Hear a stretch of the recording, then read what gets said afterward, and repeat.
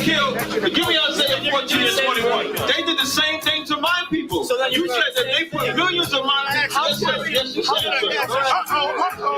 Should a murderer go to jail for murdering? Absolutely. Should a thief go to jail when he steals? Absolutely. Should a robber pay back the money he robbed? Absolutely. So why shouldn't the white man pay for what he did? That's right. That's right. One day you'll see just how it feels.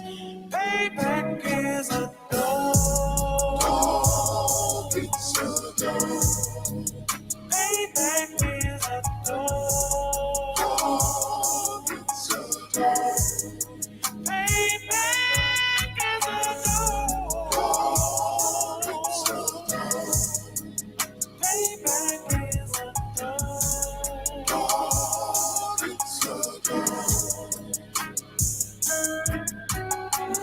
I'm in a hell of a hole, was never expected to grow. Just obstacles set in the road, that a result of me selling my soul.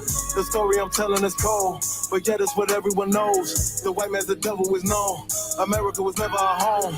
Only a place of captivity, safe facility, hating, disfigure me. They claim that I'm lazy, be killing me. Maybe the slavery draining my energy. 400 years and counting. The trail of my tears is countless. The fact that I'm here is astounding, but I can't wait till this shit is surrounded. Ready to tangle my king and the angel, be ready to rap. Crack in the sky, nuclear missiles will make it official. I'm capturing every cracker surviving. Put them all in chains where they need to be. Slavery for me. And let the whole world see that with them in the cages, safer in the streets. Put the dog on a leash. Get resolved for the beast. 144, get the ruler show, we could all be at peace. As soon as the trumpets are sound, your kingdom, we busting it down. The only way justice is found, the time for your judgment is now. You see just how it feels. Payback is a dog. It's a dog. Payback is a dog. It's a dog. Payback is a dog. It's a dog. Payback is a dog. It's a dog. Look, ain't no remorse in my blood, Slim. It won't be no compromise. Now it's time to feed the worms. Watch his body turn to flies. I clutch iron while you trust the lies. The next Glock I buy gon' be Gen 5. I get it customized. And sending shots off like farewell. Praying payback come back around like a carousel. Still remember YAHANNA's words ringing in my head like bells. Said you in his body, you fit the Lord, fuck the cartel. Triangle choke, apply pressure to the game like I did Vondale. Payback's a bitch in a dress, she a bombshell. Revenge is served cold, I just hope they make an oxtail. Glock fresh out the box, I swear it got that new car smell. Made myself a target in a world of mad shooters. There was design fire for our babies to pass through. In the day of our king's reign, I'll be overzealous. They bought my jealous, I bought brand new parabellums. One day you'll see just how it feels. Payback is a dog. It's a dog. Payback is a dog. It's a dog. Payback is a dog. It's a dog. Payback is a dog. It's a dog.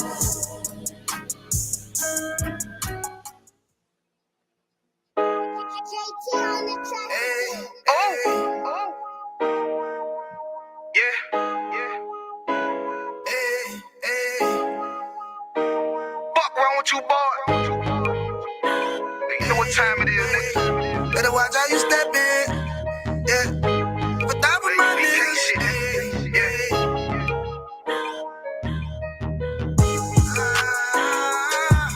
Many yo. Got my nigga Rewan with me. But that was my niggas, it'll be an honor. You know what I'm saying? Under commanding General YAHANNA.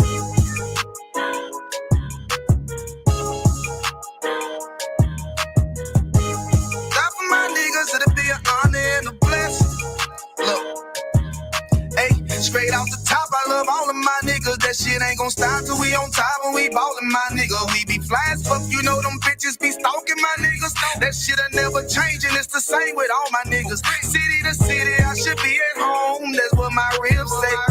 But bitch, I'm grown, I'm in these streets and closed caption. Niggas know we bout that action. If a nigga play with me, then my Hakim gon' let him have it. Hey, make you the shit, this truth the shit. Nigga play, I let that Ruger hit.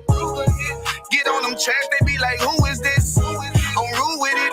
Ain't got no manners, all them pussy niggas talking shit. Y'all know they can't stand us, but we UPK, Louisiana, bitch, that's what I'm reppin'. And my niggas solid number, real ones in my section. If you wanna get down, put your boots on, start stepping. Brotherhood is a weapon.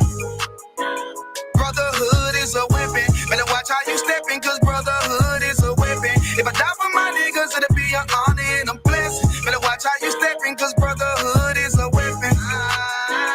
Brotherhood is a weapon. Better watch how you steppin', cause brotherhood is a weapon. If I die for my niggas, it'll be an honor and a blessing. Better watch how you steppin', cause brotherhood I lay my life down right now for all my sisters and brothers, because I love them, I see them dapping and hug them. It's amazing to see how well we adapt from the struggle. Born again from a life of sin, trapped in the gutter. My mind frame was to kill my own kind. Feeling inferior, waking up ready to die.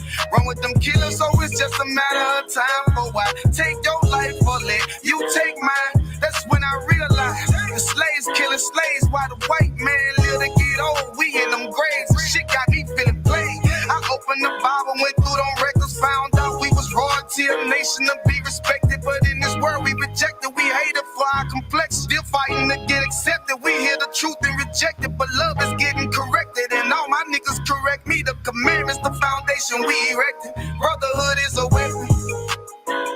Brotherhood is a weapon. Better watch how you steppin', cause brotherhood is a weapon. If I die for my niggas, it'll be an honor and a blessing. Better watch how you steppin', cause brotherhood is a weapon. Brotherhood is a weapon. Better watch how you steppin', cause brotherhood is a weapon. If I die for my niggas, it'll be an honor and a blessing. Better watch how you steppin', cause brotherhood is a weapon. Hey, hey.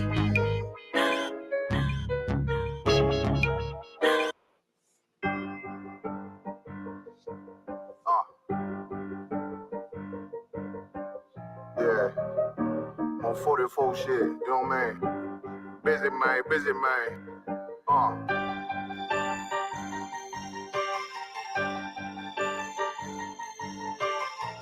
Look, when that shit drop, you step all the way on their neck, step on their neck and they head with that shit. Fine then, I ain't show no mercy, we gon' show them boy what time it is. I pop out like I'm Samuel, I got time to kill. Haters thought I died, I survived. They don't know how I did it, got it out the mud, straight to glory. They don't know how I did it, nice but he don't show them skills, how I show them skills. He ride but he don't work the wheel, how I work the wheel. They mad, up to solid, circle tight, yeah, vacuum seal. No, they want my life, I ain't worried, I got rank for there, I got rigor soldiers, kill for me, nigga, watch yourself. They say you been in beast mode lately, you is not yourself. When you dropping that fire, precious marriage, they inquiring. They can't stop what's coming, but I see them conspiring. Cross the line, them firing. This bitch here, finna break the spin on kindness. I don't trust you, circle small. You can keep your features. Me and my niggas don't keep no secrets. And it feel like Jeepers Creepers. Say they want some smoke, dog. So I brought these chimney sweeps. Coming like we coming, you can't even count. These niggas don't run it like we running, bitch. Don't even start. Bitch, I'm with my niggas till the end, till them do us part. So if you wanna leave, you can leave, bitch. Bless your heart, fine then. I ain't show no mercy, we gon' show them boy what time it is. I pop out like I'm Samuel, I got time to kill. Haters thought I died, I survived. They don't know how I did it, got it out the mud, straight to glory. They don't know how I feel. He nice, but he don't show them skills, how I show them skills. He ride, but he don't work the wheel, how I work the wheel. Ooh, I got a man, circle tight, yeah, back and seal. I heard they want my life, I ain't worried, I got rate for real. Take over in effect, yeah, I'm fully focused. You might not see it on me, just know it's women, that bitch fully loaded. Ooh, yeah, we up and rolling. Told them I need major motion. Think I'm joking, I'ma school them niggas like they baby Jody. Got it out the dust, now I'm too clean, don't know why they hate me. What you want out life, dog? Guns and butter, baby boy. UPK top, dog. Certified road runner. I'ma turn that E-car line into a shit on lock till I snapped on them like bolt cutters. You cannot play both sides, gotta choose your colors. See him throwing that one up with that W, that's my blood, bro. Fine in. I ain't show no mercy, I'm gonna show them boy what time it is. I pop out like I'm Samuel. I got time to kill. Haters thought I died, I survived. They don't know how I did it. Got it out the dust, straight to glory. They don't know how I feel. He's nice, but he don't show them skills how I show them skills. He ride, but he don't work the wheel how I work the wheel. Ooh, I got a made, circle tight, yeah, back and still. Said they want my life, I ain't worried, I got Ray for real.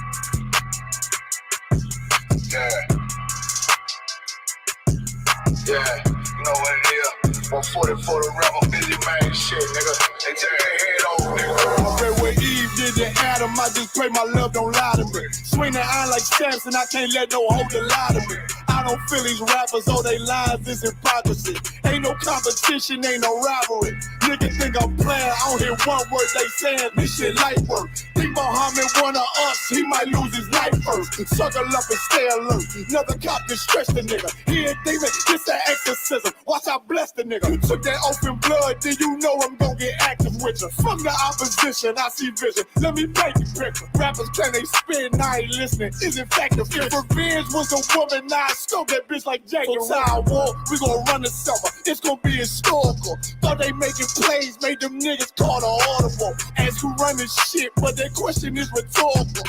Bitch, I'm the one, me cookies with the oil. I'ma get them crackers, hell, should've never kidnapped my family. I can't be too baby, bet I be the last nigga standing. Do a life sentence for my niggas, pray you understand me. I might put a switch on this Glock and call it young baby. How you real trigger on them dots? You a bird feeder, claiming he a demon. What's a demon to a cold leader? When he said something, I ain't hear him. This shit life. It ain't about who got the gun, it's about who gon' up that pipe first.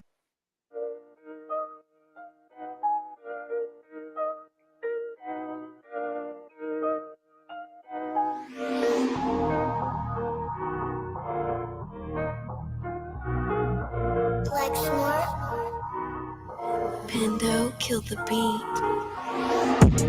I don't know who, somebody need to hear this. Y'all speak Hebrew, that's Yiddish.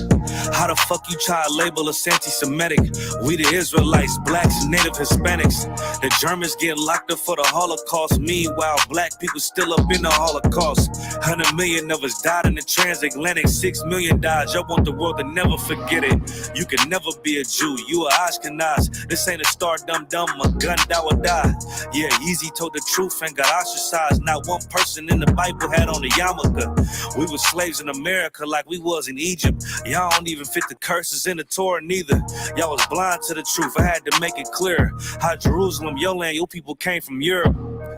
That was 1947. Your menorah got 9 sticks. It's really only 7. Yeah, it's us against the world. Armageddon. This what happened when you inherit lies from your ancestors. Y'all the synagogue of Satan with them black hats. Your whole nation sitting ducks, Aflacs, bunch of thieves and culture vultures ain't nothing kosher. To tell the truth, you vagabonds don't have a culture. Macedonia, Alexander and Philip, you a convert, so tell me, how the fuck is you Israel? That don't make you the people just cause you live there. Why my people can't hate your people like y'all hate Hitler?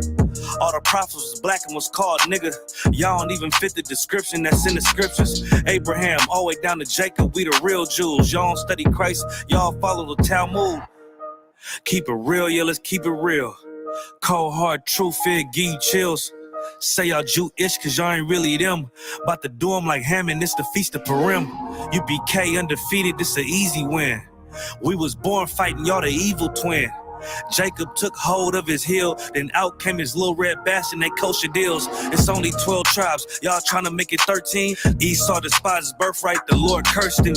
He ain't the devil, who is? I'm still searching. Ask your rabbi why he get them babies herpes. I don't know what's worse, that or you claiming that you a Maccabee. I'm about to cancel, everybody trying to cancel ye. I ain't afraid to speak, that's what I do. They riding to the core, I'm just judging them by their fruit. Cause they ain't suffering curses. If I was carnal, I promise I'll punch you in person. I know this an uncomfortable subject. They making millions off our culture and black people suffering from it. Yeah, they don't believe in Christ. They the Antichrist. Make a living off of niggas. They're a parasite. I ain't afraid to tell the truth. Niggas terrified. I'm about to go DEFCON 4. I ain't satisfied. That is proof. That is absolute proof that they know we are the real Jews. That's absolute proof. Now, you got the records. Go find me a white Jew on any archaeology in Egypt anywhere. You will never find a piece of archaeology with white people as slaves in Egypt. So don't tell me that they were slaves and it's their identity, and they know it. And I know the blasphemy of them, but they are Jews. They are not. The Lord knows the blasphemy of you. Let's clap it up. Let's clap it up, Commander General YAHANNA, for Yahushua Mashiach, who were ignorantly called Christ. Let's clap it up for all the generals, the captains, the officers, the sisters, and the brothers, man. When the ISUPK started at 1 West Harlem, New York, 125th Street, under the great Commander General YAHANNA. And since 1969, we've been teaching the truth that blacks, Hispanics, and Native Indians are the true children that this Bible speaks of. I'm your preaching officer, Yashala, filling in for the time being for preaching officer 5000 Kawagaball. And today is scripture breakdown. Know what I'm saying? The topic of the matter is, to keep your brothers close and your enemies closer, because today's society, we don't know the difference between who our brother and who our opposition is, because we're out here unaliving one another, mistreating one another, being unbrotherly and unsisterly as I don't know what. And it's starting to come to a head. It's coming to a boil. And it's gonna bubble over. And don't even let me get started on the news, because we're still unaliving each other. We still having mystery unalivements and police getting out of pocket, politicians getting out of pocket, white supremacists is getting out of pocket. You got Transformers and alphabet mafia people getting out of pocket. Everybody just all out of pocket and out of order, like a slot machine that don't work. And that's one of the problems that we got to deal with in today's society. You understand?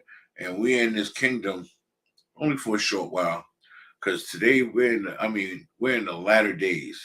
People got to understand these are the latter times where we're gonna be faced with wars and rumors of wars. We're gonna be faced with all types of situations, and all we could do is just stay steady, stay focused on the Lord. You understand?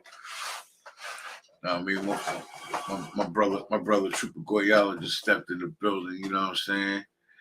What's going on with you, Out? What's up, sir? You ready to rock and roll? You know what I mean? Help yourself, grab your cup. You know what I mean? Beverages is right here. You know what I'm saying? Water, sir. And we rocking out. Today's topic: keep your brothers closer, your enemies closer. That's right. You know what I'm saying? The problem is in today's society, we don't know who our enemies is, and we don't know who our brothers is, because we don't keep these law, statutes, and commandments. So it's like we treat our brothers like our enemies, when the real enemy will sit there and walk by us in the hood when we standing on them corners every day, and we don't say nothing, we don't do nothing, and they just walk freely. It could be the dead of night. They kids riding on scooters and stuff like that with the black hats. Right. And the fake twisting curls on the side. You understand? You know what I mean? When you get a chance, pull up Lamentations 4 and 18. Baruch Shah. Like, we really need to know who we are as a people as far as identity, and we need to know who our enemy really is, because we're running out of time, blacks, Hispanics, and Native Indians. We are truly running out of time. The Euphrates River is dried up.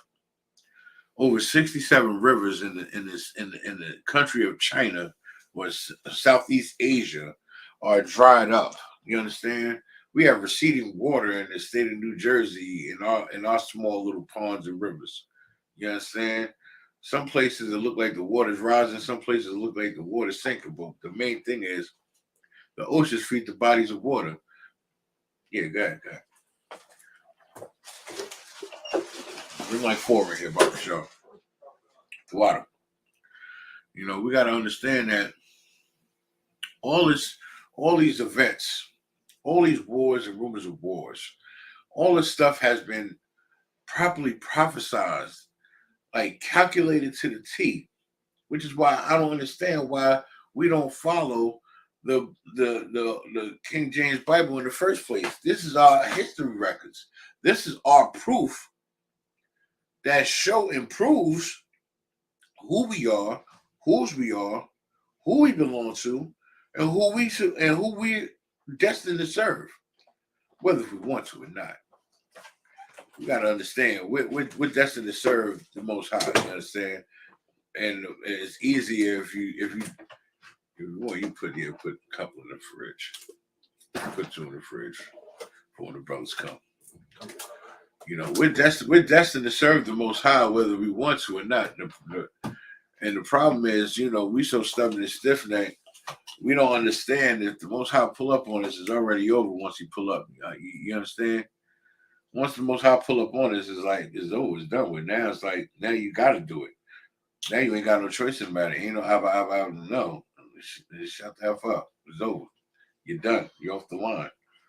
Now, those 200 million angels that come down with Yahushua Mashiach, who we really call Christ, is about to commence the whooping.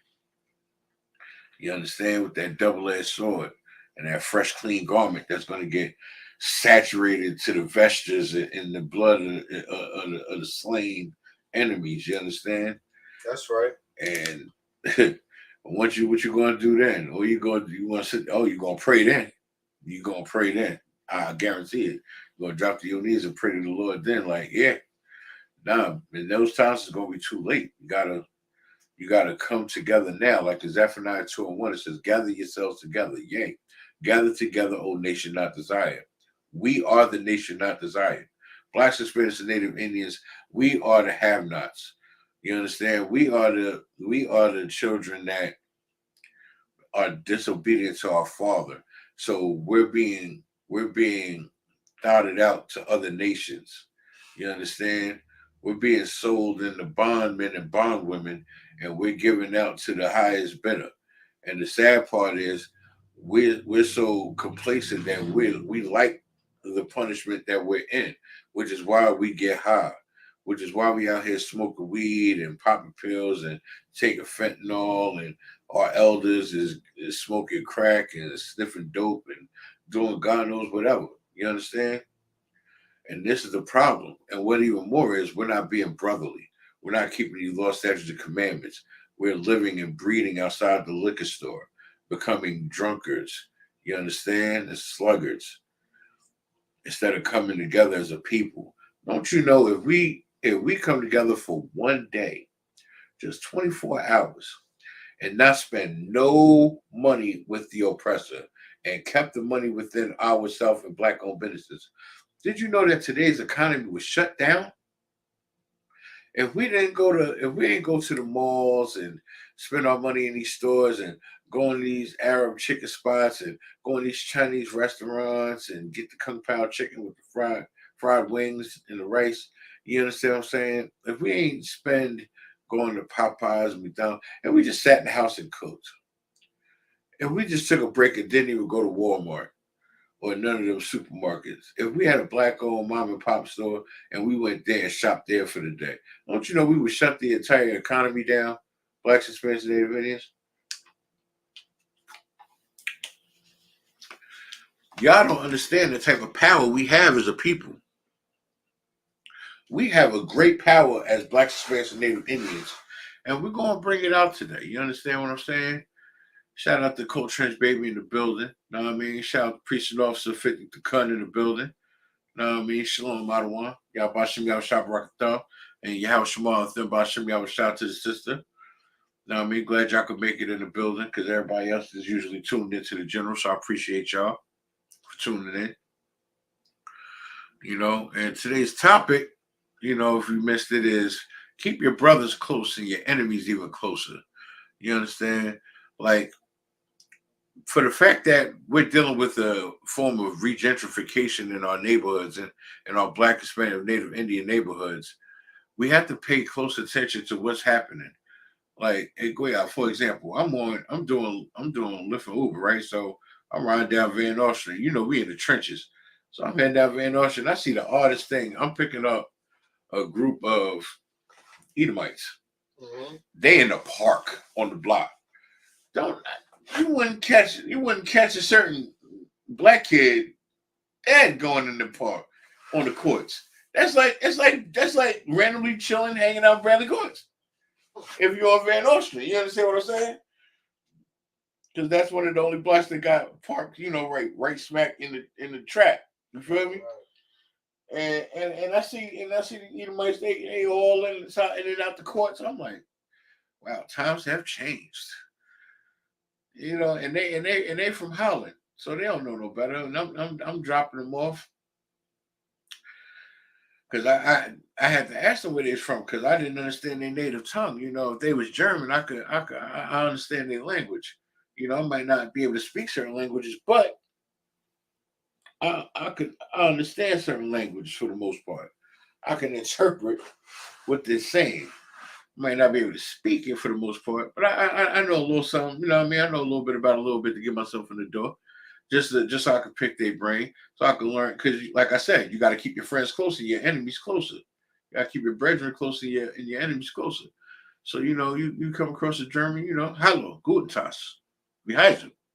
Wie geht's is good. You run across a Moab, you know what I mean? Japanese or Chinese, Yawa, konnichiwa. You got to know the basics just to get stuff in the door. Just like if we want to communicate with our Hispanic brothers and sisters, you know what I mean? Be like buenos dias or buen dia. You know what I mean? Hey, hello. And you ask them what's your name, como te llamo. You know what I mean? Little stuff to get you in the door. What's going on with you though, Goyala? I'm too wild, sir. Waiting for Thursday class. Tuesday I'll be it's a little sketchy for me to get here on Tuesdays. For Thursdays, mandatory, no excuses, so I'm here. I know that's right. Hey, I'm glad you're in the building. How was your week? It was too wild, sir. Most High Christ. You ain't got no questions, any scriptures, you know what I mean? Or like the people that be in the chat, they just know the Bible. As Cat Cesario would say. I ain't got no questions as of yet, sir. No sweat. But you got that scripture? Come on, sir. Let me get it. This is the book of Lamentations, chapter 4, verse 18. Mm-hmm. They hunt our steps. You understand what I'm saying? Samir Rice had a toy gun. And they unalived this young brother for having a toy gun. Mike Brown was the young brother that had the hoodie on and was hunted down by Zimmerman, right? So that's Trayvon Martin. Trayvon Martin? Okay. Mike Brown, they say he stole out the store like a blunt wrap or Dutch wrap, something like that. A flavored wrap. They want us to kill us. They want us to unalive ourselves any damn way. So why would they complain about a wrap that contributes to our destruction? But that's neither here nor there, because the oppressor is the goddamn devil that the Bible speaks of. That's right. So they hunt our steps.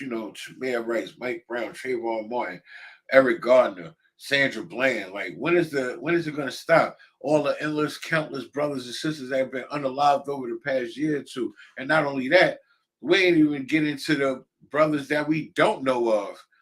What about all the brothers and sisters that got unalived that didn't make the news? You understand?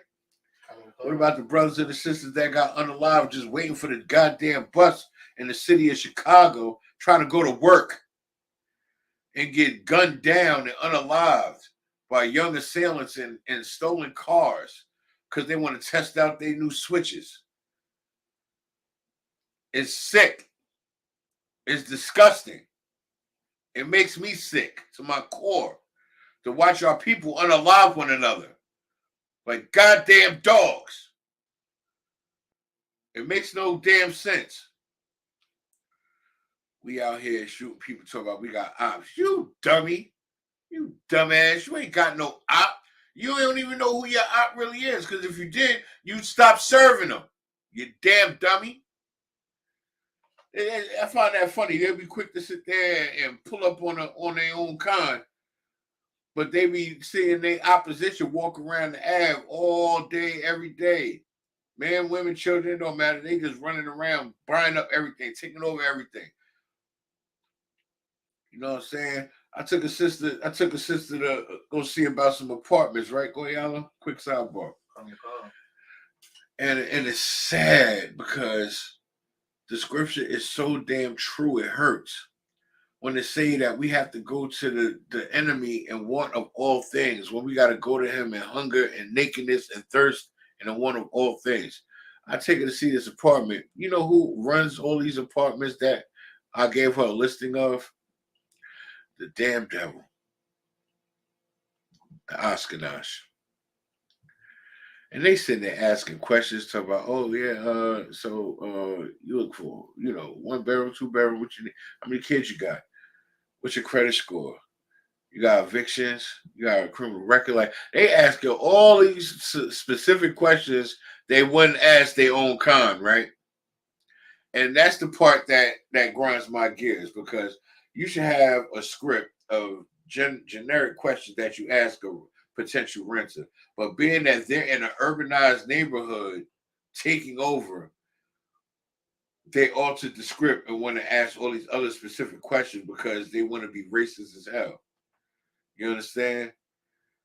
Assuming she got multiple kids, she got one son, and then he's gonna sit there and pick his head up and look at it and have the nerve to look like you only got one. You sure you ain't got like 6 kids? Like, that's the look he gave me. It made me sick, disgusting. Like, you ever come across stuff like that, Goyala? I'll say it again one more time for the last part. How this devil was sitting there asking her how many kids she got. She telling 1, but he assuming like she had like 3 or more. And he just gave her to look like 1. Like, that's it? Yeah, them devils gotta take pills to have kids. They can't even produce like we can. They gotta take all types of pills and I don't know what the pills fertile pills, so they could like in vitro and stuff like that. Sir. So the poorest of us have the most kids. Like, if you look at in the ghetto, more people more blacks and Hispanics in the ghetto have more kids than rich people. Yeah. Like, I know people that got 7, 8 siblings. Like, you go to rich, like, of course, some rich people have each individual, like the brothers, they be like little Dirks and them or whoever. Yeah. They have different baby mamas and they got like 7 kids. But I'm talking about, like, as a family, as like one mother and father, one household. Yeah. We have more kids than them. Now look at brothers like Gucci and Nick Cannon and shit that, like, these brothers got multiple children. They got a small nation. If only they was in this truth and had the kids in this truth. You understand what I'm saying? That's right. Like, you got kids that's coming from households of 9 and more. You know what I mean? Where those generations go? Like, where Big Mama go? We used to have Big Mama. Big Mama 38 now. Still thotting it up in the clubs. You feel me? Still twerking on the Ave. That's where Big Mama at. Our grandmothers, when we was growing up, was already in their 50s once we was, you know what I mean, old enough to like have whole basic conversations with them. Nowadays, Big Mama, she in the 30s, early 40s. Like, she still thinking she young, trying to be her daughter's best friend instead of being her mother. Right. And that's another issue in Black, Hispanic, and Native households that we're going to touch on another time, because the topic is keep your brothers close and your enemies closer. You understand? Like, I understand we got to keep our enemies close, but they's like right here next door to us, under our nose, in our face, and nobody says nothing to them. It's almost like an unspoken rule. Oh, you leave them alone. You done up if you mess with them. But yet they'll be quick to go unalive the brother that look like them. That's the part that bothers me. And it should, and if you Black, Hispanic, and Native Indian, it should bother you as well. Let me get that scripture again from the top. Book of Lamentations, chapter 4, verse 18. Read. They hunt our steps, that we cannot go in our streets. They hunt our steps. We can't go in our streets. We can't hang out in Jersey City streets like that. We can't really hang out in New York City streets like that unless we're in a state of destruction. They don't leave us alone. You understand what I'm saying? If we look bent over, slumped over because we so damn high, they don't bother us. They let us rock out. If we sit there look like we doing anything successful, they're messing with us. They come and they asking questions. They're prying. They're assuming we don't know our laws and our rights. They're forcing arrest. They're enforcing issues and pushing envelopes that they ain't got no business pushing. And that is the problem. You understand what I'm saying? We out here in Jersey City, in Newark, Irvington, East Orange. You know what I mean? Our people are sick and need help. And y'all just contribute to the madness, which is why we got to keep y'all bastards close. But we got to keep a close eye on y'all, study y'all under a microscope with a fine-tooth comb.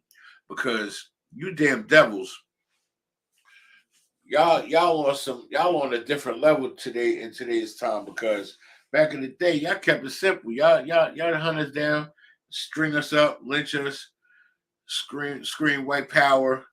You know what I mean? Burn a couple of crosses on the lawn.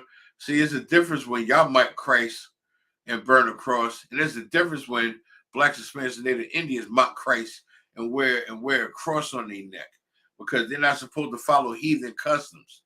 Y'all can burn all the crosses y'all want and wear it on your neck where you want, because the Lord don't apply to you. Yeah, you had a question?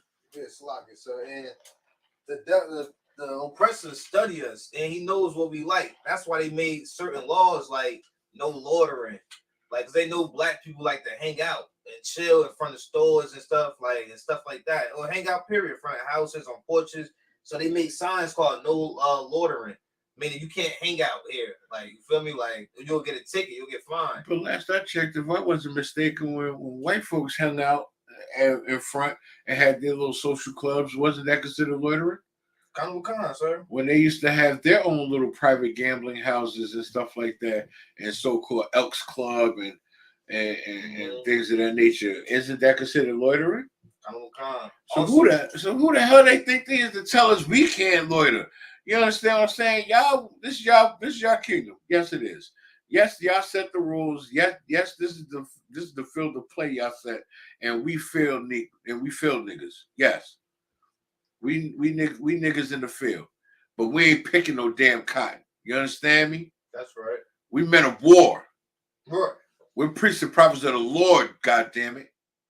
And y'all better recognize, because we coming. We don't affiliate with any fake Israelite groups. We don't affiliate with no Christian church, no synagogues, no mosques, no what you call those? Masjid. Yeah, we ain't with none of that. We ain't with none of that goofy stuff. You understand? We are Israelites by the seed of our father. Right.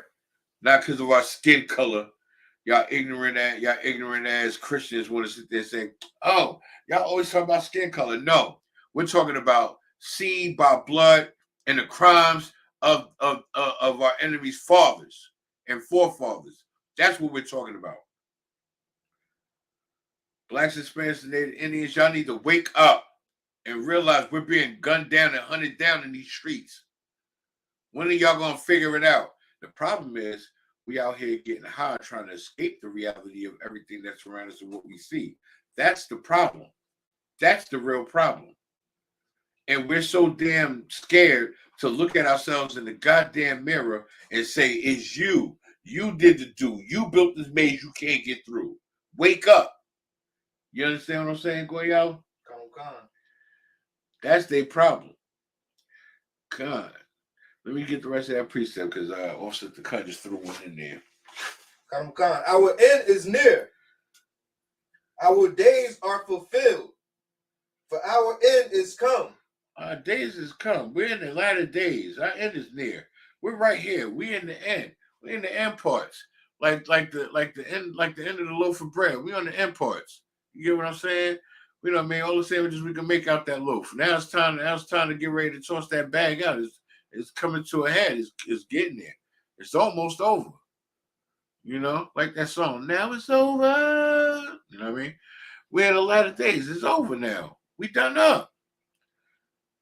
We got Hamas going to war with Gaza. We got Russia going to war with Ukraine. We got North Korea going to war with South Korea. You got China sitting there itching to use some weapons of mass destruction. And they saying, America, please get in this. Please stick your nose in this business right here. We've been waiting for y'all. Right. We got something for you. Who's to say that these foreign countries don't just come together and say F the United States and just unite as one? let's keep in mind the United States and the cohabitants that run it are the ones that broke every single treaty they've ever made. Over 213 treaties they made with Native Indians on this land before they slaughtered 77.2 million of them, Goyala. They broke every single treaty. Every one. Every single treaty. With no problem. No hesitation. And we supposed to trust you bastards? Right.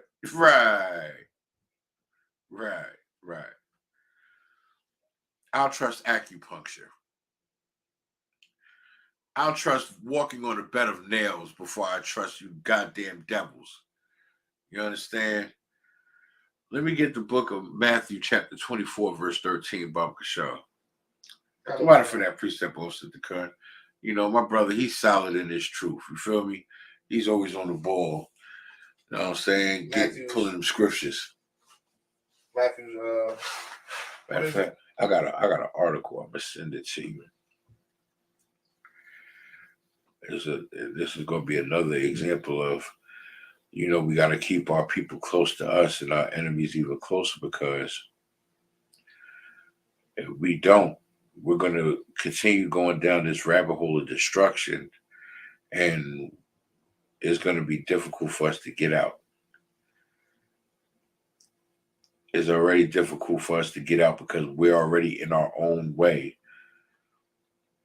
It's going to get 10 times worse if we allow the oppressor to further hinder us from us getting out of our own way, if what I'm saying makes sense. You know what I'm saying?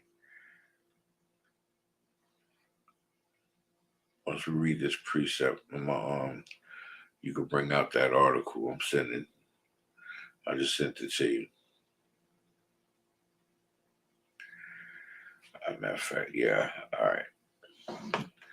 Let me get that scripture book, Shah. Khan. You said Matthew's what? 24 and 13. 24 and 13. Whenever you're ready. Khan. The book of Matthew, chapter 24 and verse 13. Read. But he that shall endure unto the end, the same shall be saved. Right. Good precept. Excellent precept. Get that brother a hand. Get that prophet a hand. You're absolutely right, sir. Being that we're in these latter days, we have to endure to the end. The problem is a lot of us as Blacks, Hispanics, and Native Indians don't know how to endure. You know how we endure? We get a little more high. We get a little more drunk. We sleep with a couple of more whores. We whore out a couple of more of our Black, Hispanics, and Native Indian sisters. People don't understand. Our Native Indian brothers and sisters are suffering on these reservations. They're lacking food, water, clothing, coats, basic necessities to keep them in survival mode. But you know what they're not in shortage of out there? Liquor stores. Never in shortage of liquor or drugs. Those are always going to be available for Blacks, Hispanics, and Native Indians no matter what. Like, people look at me crazy when I tell them, because a lot of people don't know this information. They don't know that all these spots in New York now are starting to spread out with the safe smoking kits, fresh syringes, and crack pipes, so you don't get sick and infect other people. You understand what I'm saying? Controlled crack house environments for you to get high in peace, while the damn oppressor studies you like a damn lab rat, while you be a hamster in a wheel, smoking your coke, cooking your coke, shooting up your heroin. Damn dummies. Wake up. Like, what is it going to take for my people to wake up? In order to endure to the end, sir, we have to wake the hell up first. We sleepwalking. Read that precept again, Baba Show. Khan. Matthew chapter 24, verse 13. But he that shall endure unto the end, the same shall be saved. Those that endure to the end will be saved. As blacks, Hispanics, and Native Indians, they will be saved. But you have to endure. Endure means suck it up. Suck it up and take it. Endure. Now he good. He too off. He too off.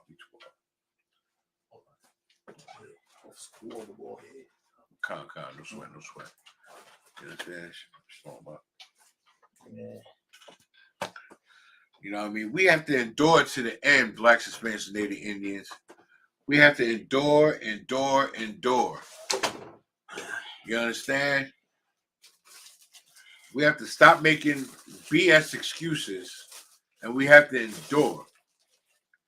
In order to endure, we got to come together.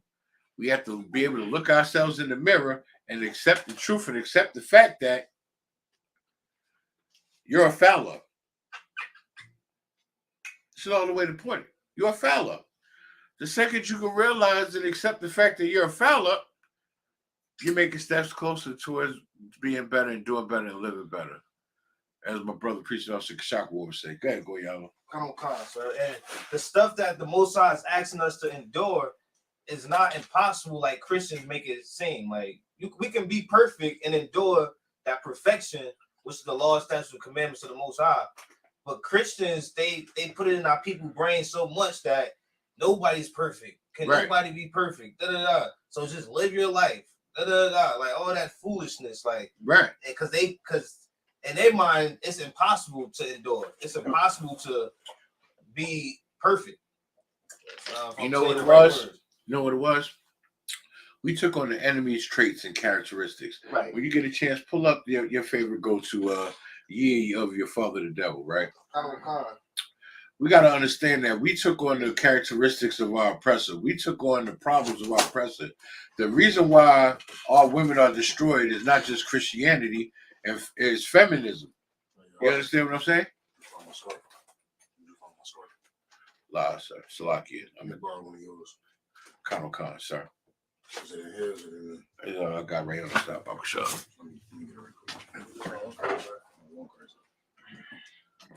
No, I need a scarf. More scarf. Oh, you want the full scarf? Khan. All right, just give me 1 second.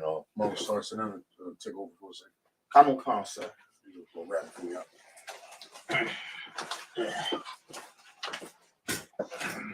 Top is keep your brothers close and the enemies even closer. Khan. Wow. All right, take over for a while. Lord in Christ, Yahweh Shem Yahweh Shah, Barakatham, to the brothers, Yahweh Shemar Aladah, Bashem Yahweh Shah, to the Akwakians. You know, I'm preaching Officer 50 Marble Saw. What he said the topic was? Keep your brothers close, but your enemies closer. Okay, keep your brothers close. Calm. So give me let me see here. Well, one thing we gotta learn, right, is we have to learn brotherhood. Point blank, period. And we always enemies to our own brothers. And we always enemies to our own sisters. Right? Like for instance, right? Give me 1 Timothy 2:11 and 12. Because brotherhood and sisterhood, you know what I mean? It happens, it's supposed to be in a household, it's supposed to be in a marriage. And in a brotherhood, now I mean you're supposed to have that same line of brotherhood with your brothers. Come. What's that? I mean, that's how we do. Yeah, come. It's like we tag teaching, you know what I'm saying? Come. Just have this. Hold up my shit. I'm sweating. Yeah, powerful preach the hand. You hear me? Like I was saying, you know. That's right. These damn devils, they hunt our very steps. You feel me? And they're wrong. We gotta endure to the end. We gotta survive. We gotta make it. We gotta push through. We gotta wake up. We gotta be able to face one another, face ourselves in the mirror, and push through. You can do it, blacks, Hispanics, and Native Indians. You can do it. I believe in you. You got that precept, Goyala? What did you call for, sir? A year of your father the devil. I think it's John 8:44. Yeah. That that priest know his stuff. I hear you. Yeah. The book of John, chapter 8, verse 44. Ye are of your father the devil. We are of our father the devil, is Blacks, Hispanics, and Native Indians, because we want to follow these heathen customs. Like, we just got finished celebrating Christmas. So, right. You know what I mean? Putting up Christmas trees and lying to your kids, buying them gifts and saying a fat white man in a suit with a beard came down your chimney and put it up there when they see you coming in the store, coming in the house with the toys to wrap them up. Right. You understand? And I spoke to folks about this holiday, and you know what they said? Oh, it's tradition. We just do it for the kids. You goddamn liar. Go ahead, Marshall. Yeah, if I may, both of my grandmothers, right?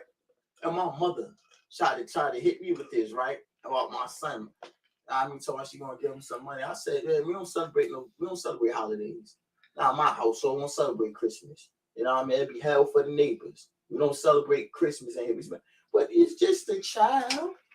It's just, you know, he's just a kid. And kids don't know. My son not even thinking about Christmas. It's for you. Now, it's to make you feel good. My son could get something the next week. Now, what precept goes with what you just broke down? Give me Jeremiah 10:3. You want to pull it up for me? Yeah, I mean, I'm pulling it for you.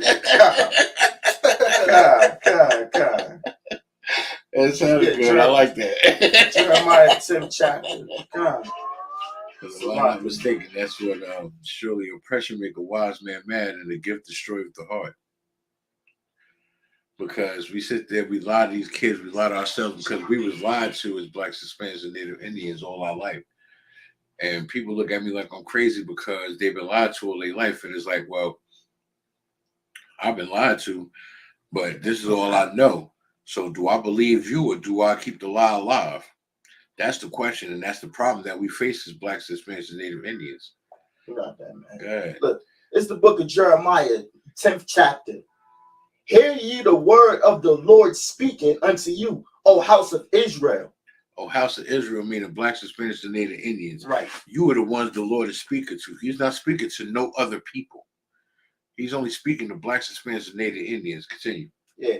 Thus say the Lord, learn not the way of the heathen. Don't follow these heathen customs. Don't eat pork, shrimp, crab, and lobster. Don't celebrate Thanksgiving, Christmas, New Year's. New Year's is on the horizon. Oh, why in the hell would New Year's be during the season where everything dies and falls the hell off? Right. That makes no sense. In the scriptures, it say the New Year is a bib. A bib meaning in a time where everything comes to life.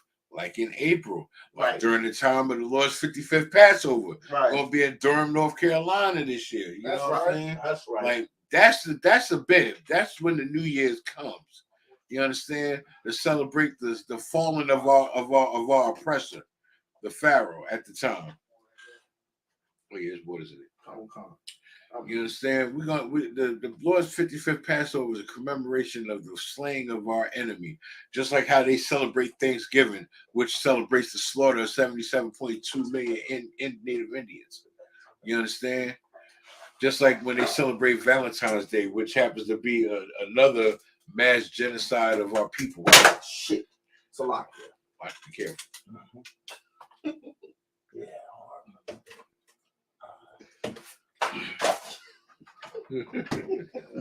You know, we gotta come together as Blacks, Hispanics, and Native Indians, man. We seriously need to come together as a people. Because if we don't come together, all we're gonna do is fall apart. And if we fall apart, then we're in disarray. If we're in disarray, we're in chaos. If we're in chaos, then they're gonna further carry out their plan to keep us asleep. They're gonna further carry out their plan to keep us subjected into mental prison and enslavement, which forces us to unalive one another and mistreat one another and disrespect and violate one another, like we've been doing all these some odd years. That's all that's happening right now in today's society is blacks, Hispanics, and Native Indians.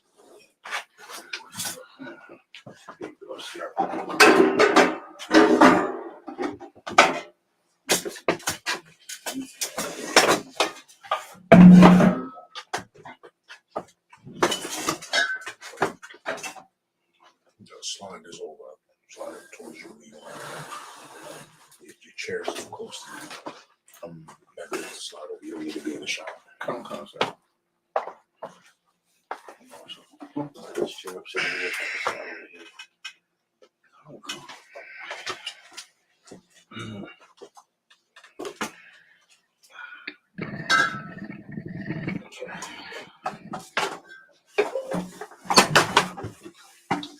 Brother, a round of applause.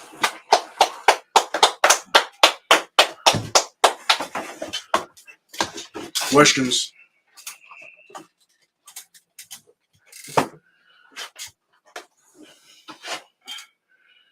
Yash. If like for the sisters that sit there and been traumatized, right? And they've been through, you know, Lord knows whatever oppression and suffering, and all they know is the holidays that they've been taught and stuff like that. Is it wiser to try to get them to seek counseling from brothers in the truth, or to seek counseling in general? What do you mean in general? Because, you know, they might not be open to speak to a priest or prophet. I would never send somebody to a therapist. And that's what I would rather send them to a brother. There's no rather. I would never send a child or an adult of either gender towards a therapist. A therapist pacifies your problem. Let me tell you what therapists do. Therapists take your delusion and they tell you to accept it as reality. Your delusion is real. You feel this way. You're having these thoughts because you're gay. And you should accept it instead of fight it. Whereas, of course, a priest and prophet is going to tell you whatever thought you have that is contrary to the law, statutes, and commandments of the Lord is wrong. Right. It's wrong. That's your counsel. That's your therapy. A therapist, as is, you know, in these rented out office spaces around the globe, is going to tell you to lean into whatever delusion you have. So if you send somebody to a therapist about holidays, what is the therapist going to tell them? Why do you feel like you shouldn't celebrate the holidays? Because they're pagan and this, that, and the third and the fourth. And the therapist, the best advice a therapist can give you, since they're supposed to be impartial, is going to be go with whatever you feel. Right. You understand? Right. Therapists don't traditionally push people who have homoerotic thoughts back towards the straight spectrum. They don't typically push somebody who would say, I don't feel like I'm having second thoughts about Christmas. I'm having second thoughts about celebrating the New Year on January 1st every year. They don't say, well, maybe you should expound on it. Maybe you should look deeper. Maybe it's wrong. Maybe that is against God. They don't say these things. They tell you to lean into your feelings, because therapy is a womanly way. Now, please understand what I'm about to say. It's a womanly way of handling your problems. Okay. You understand? Got it. Counsel from a priest and prophet of the Lord, whether you are a man or a woman, is an appropriate way to handle your issues. Because a therapist is not going to tell you something from any type of biased stance when you absolutely should give somebody biased advice. You should absolutely give somebody advice that is biased towards the Bible. Right. Advice you give should always go back towards the God of the Bible, not leaning towards somebody's feelings. Right. Because your feelings changes the same way the day changes when 12 o'clock comes. Right. You understand? One minute you feel this way, next minute you feel that way, which is why you're on antidepressants, which is why you wear all black and you paint your nails black, which is why you don't want to be out in public and you're antisocial, right? These things are because your feelings change as the day changes. Right? You feel a certain way, and a therapist is going to say, that's you. That's your personality. That's how you are supposed to be. A therapist cannot tell you what is a demon because a therapist does not know what the laws of God are. Right. The laws of God should be the parameters around who you are as a person. You understand? So somebody who's struggling to grasp the idea of the holidays being against God does not need a therapist. They need to just go the hell on with whatever the hell they was doing. You don't need to convince anybody to celebrate the holy days instead of the holidays. You don't have to convince anybody to do anything they don't want to do. All you do is explain the truth. Okay. You understand? As a priest and prophet, all you do is explain what is true and what is not true. You do not fight with somebody to accept what you believe. They don't have to accept what you believe because you know what you believe is the truth. Right. And it's not delusion because we're undefeated in the ring. Right. We go against other people's beliefs and they challenge us and we crush them all the time. So we are vindicated to believe what we believe. You understand? Right. We're vindicated to believe that. And of course, the other people are not. So if somebody says, well, you have to prove to me why Christmas is wrong, or I can show you why Christmas is wrong, but I will not be convincing you why Christmas is wrong. You convince your damn self. I'm going to tell you, you cannot put a tree up. I'm going to direct you to Jeremiah about the ornaments and the tree that they cut down and decorate with silver and gold. I'm going to direct you there. And I'm going to show you the truth, whether or not you believe this Bible, or you say it's a white man's book, or you say it's been tampered with, or you say that's your interpretation. Anybody can say any of those things. You can show them. You can pick the book up, open it, and say, here's Jeremiah 10 and 2. Bam. And they can say, it's a white man's book. And it was tampered with. What do you want to say back to that? Show me something that proves otherwise. If they keep saying it's tampered with, what do you want to say then? Show me something. Shalom. No, you're not. You're going to say shalom. Oh, okay. You're not going to argue with somebody all day about it because people are going to believe whatever the hell they want to believe. You should absolutely direct somebody towards counsel from the ISUPK, whether they're struggling with unaliving themselves, whether they're struggling with accepting their identity, as an Israelite, whether they're struggling with homoerotic thoughts, right? All of these things you should absolutely direct somebody towards the ISUPK because we're going to give you biased counsel. We're going to give you counsel based on what has worked since the beginning of time, not how you feel. Right. You understand? You cannot debate the counsel we give you because when you go against it, your life is going to be ruined. And if you follow it, your life is going to get better. So there's no way for you to say we were wrong.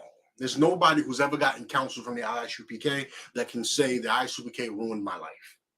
Right. You know why? Because the counsel comes from the Lord. That's right. So when you follow the counsel in your life, I have heard tons of stories of brothers saying, I followed the counsel to the T and my life got better. You understand? And my life got better.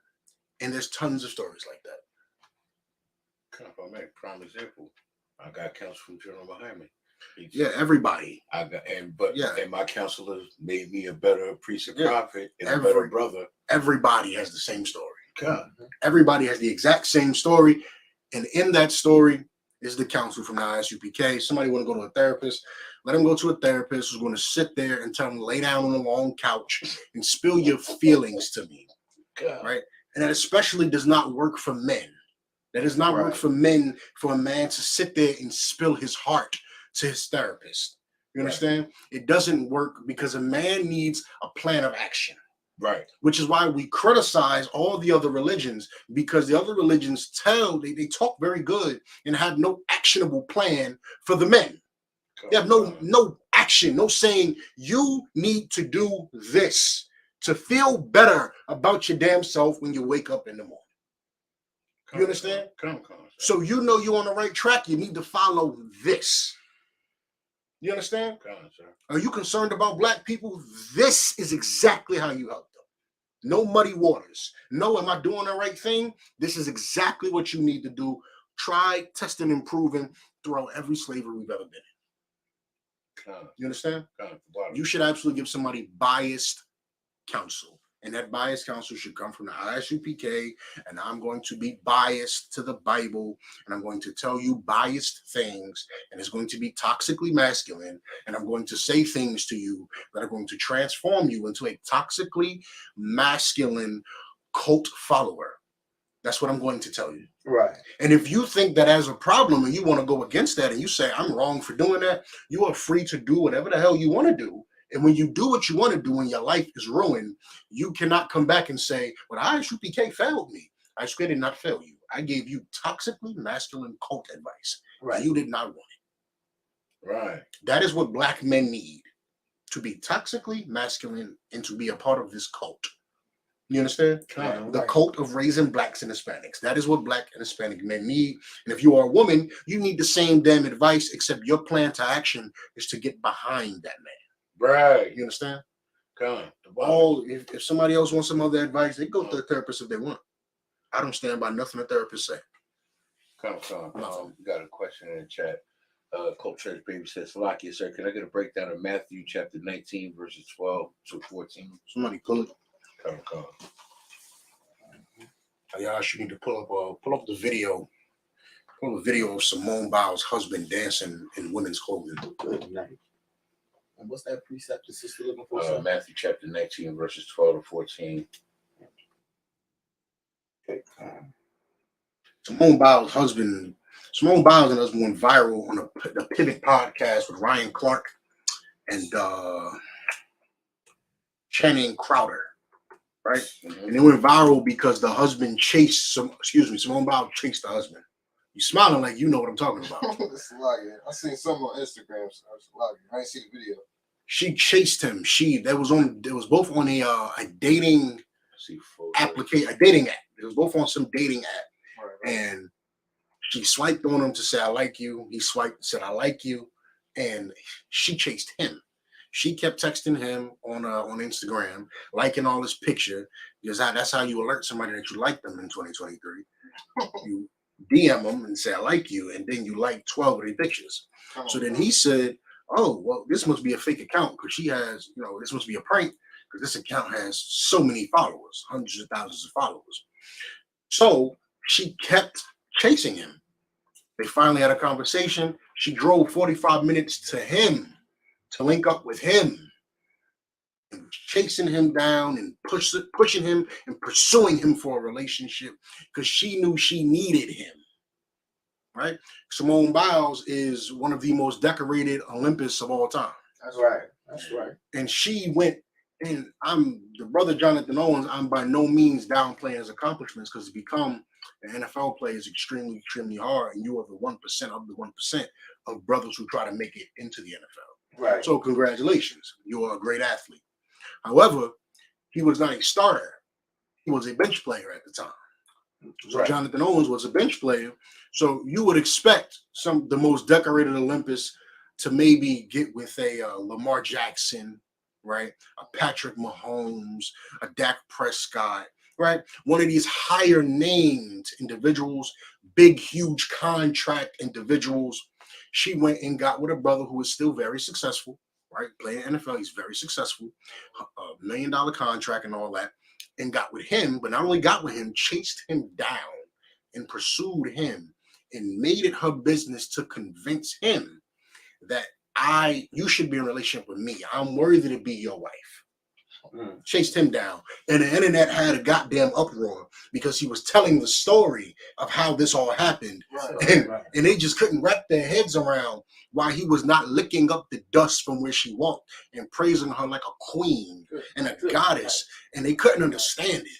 They said, oh my gosh, if your husband talks about you and somebody said, if my husband will talk about me like this in an interview, I don't want him. I don't need it. Keep me from marriage. Right. And of course, these are all internet women with 35 bodies, 50 bodies. Everybody has had sex with them.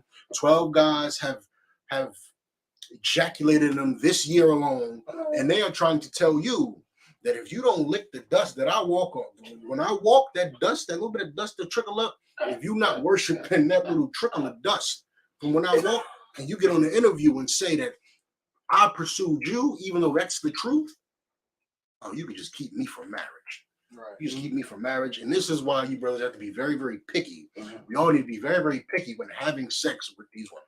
Right. Because they want you to be, you're my queen and you're my goddess, my sun, my moon, my earth. She's the universe. I come from a woman. And all that Africana bullcrap. They want you to do all of that. Meanwhile, she's not even a woman who hasn't had sex. Forget the skills. Forget the cooking. Forget the cleaning. Forget the obedience. Forget the shutting the hell up.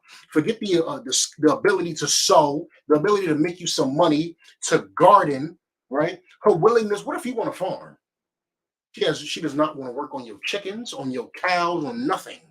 She won't do nothing for you, but she's not even at least somebody who had sex with nobody. Right. What they call a virgin nowadays. Right. She's not even a virgin. She's trying to demand that you worship her like the universe, stars, suns, and moons. You understand? These are the type of women that are roaming around amongst us. So when you choose these women, when you see how beautiful they are, because despite all of that, they're still very beautiful. Right. Big old behinds, nice waist, and pretty face, right? Still very beautiful. However, they want you to treat them like the universe. Right. And that is going to ruin your life, because she is going to be looking for one thing and one thing only from you. That is sex that comes along with child support. She's going to try to get pregnant and get your child support out of you. You understand? Gosh, you don't have it, do you? Give me the question that I had. Come on, sir. It's the book of Matthew, chapter 19, verse 12. For there are some Enochs. Yeah, Enochs. Turn that on, I guess. Yeah. For there are some Enochs which were so born from their mother's womb. And there are some eunuchs. Yeah. Some eunuchs. Not eunuchs. But for there are some eunuchs which were so born from their mother's womb. And there are some eunuchs which were made eunuchs of men. And there be eunuchs which have made themselves eunuchs for the kingdom of heaven. That's it. Did she specify what her question is? Ayash, go to her question. Did she specify what her question is in the verse? Can she get a breakdown? I need you to. She asked for a breakdown, right? Okay, that's her question. She would like a breakdown of 19:12 to 14. All right, Mama, sorry, read it from the top. Come on, sir. For there are some eunuchs which were so born from their mother's womb. What is a eunuch? Oh, sorry. A eunuch is someone that abstains from having sex, or someone that was born without the certain body parts of sex. They're eunuch. Someone who withholds from or cannot have sex. Right. Ayash? Wouldn't that be profitable? Because he withheld himself from sex. Continue. Come, sir. Which would made themselves eunuchs for the kingdom of heaven's sake. Mm-hmm. He that is able to receive it, let him receive it. Make themselves eunuchs from. There's eunuchs of what? Of men.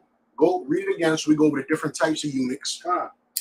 But there are some eunuchs. Give me the water, Royala. But there are some eunuchs which were so born from their mother's womb. There were some eunuchs who were so born from their mother's wombs. Meaning what? Oh, sorry. Meaning they was born without the ability to have sex. They were probably born with a sexual deficiency or something like that. They were born with a deficiency that prevents them from being able to have sex, either born without a rod, right, or born with a rod that does not work, right? Cannot get erect or something like that. Right. They were born with a sexual deficiency. Like I was saying, you was born from the time you came out, you was unable to have sex. Right. Meaning he ain't make a decision. He was never able to have sex. Right. What was saying? And there are some eunuchs which were made eunuchs of men. And there are some eunuchs that were made eunuchs of men. There's some eunuchs. Now, give me the Zondervan. I don't know if y'all have a Zondervan. Y'all supposed to. Zondervan Bible Dictionary.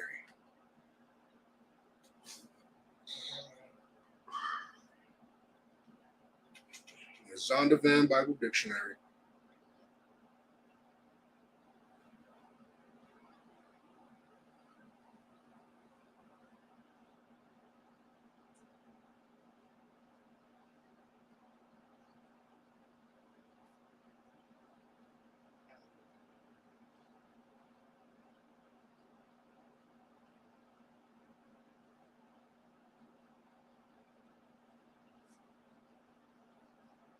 Quickly. Somebody give me eunuch in the Bible dictionary. Preferably the Bible dictionary. I told you all before, you're supposed to have a pen or a pencil, a notebook, a Bible dictionary, a Bible in the Apocrypha, and a concordance. You can store it on your phone, Tawab. If not, you'll be bringing physical copies.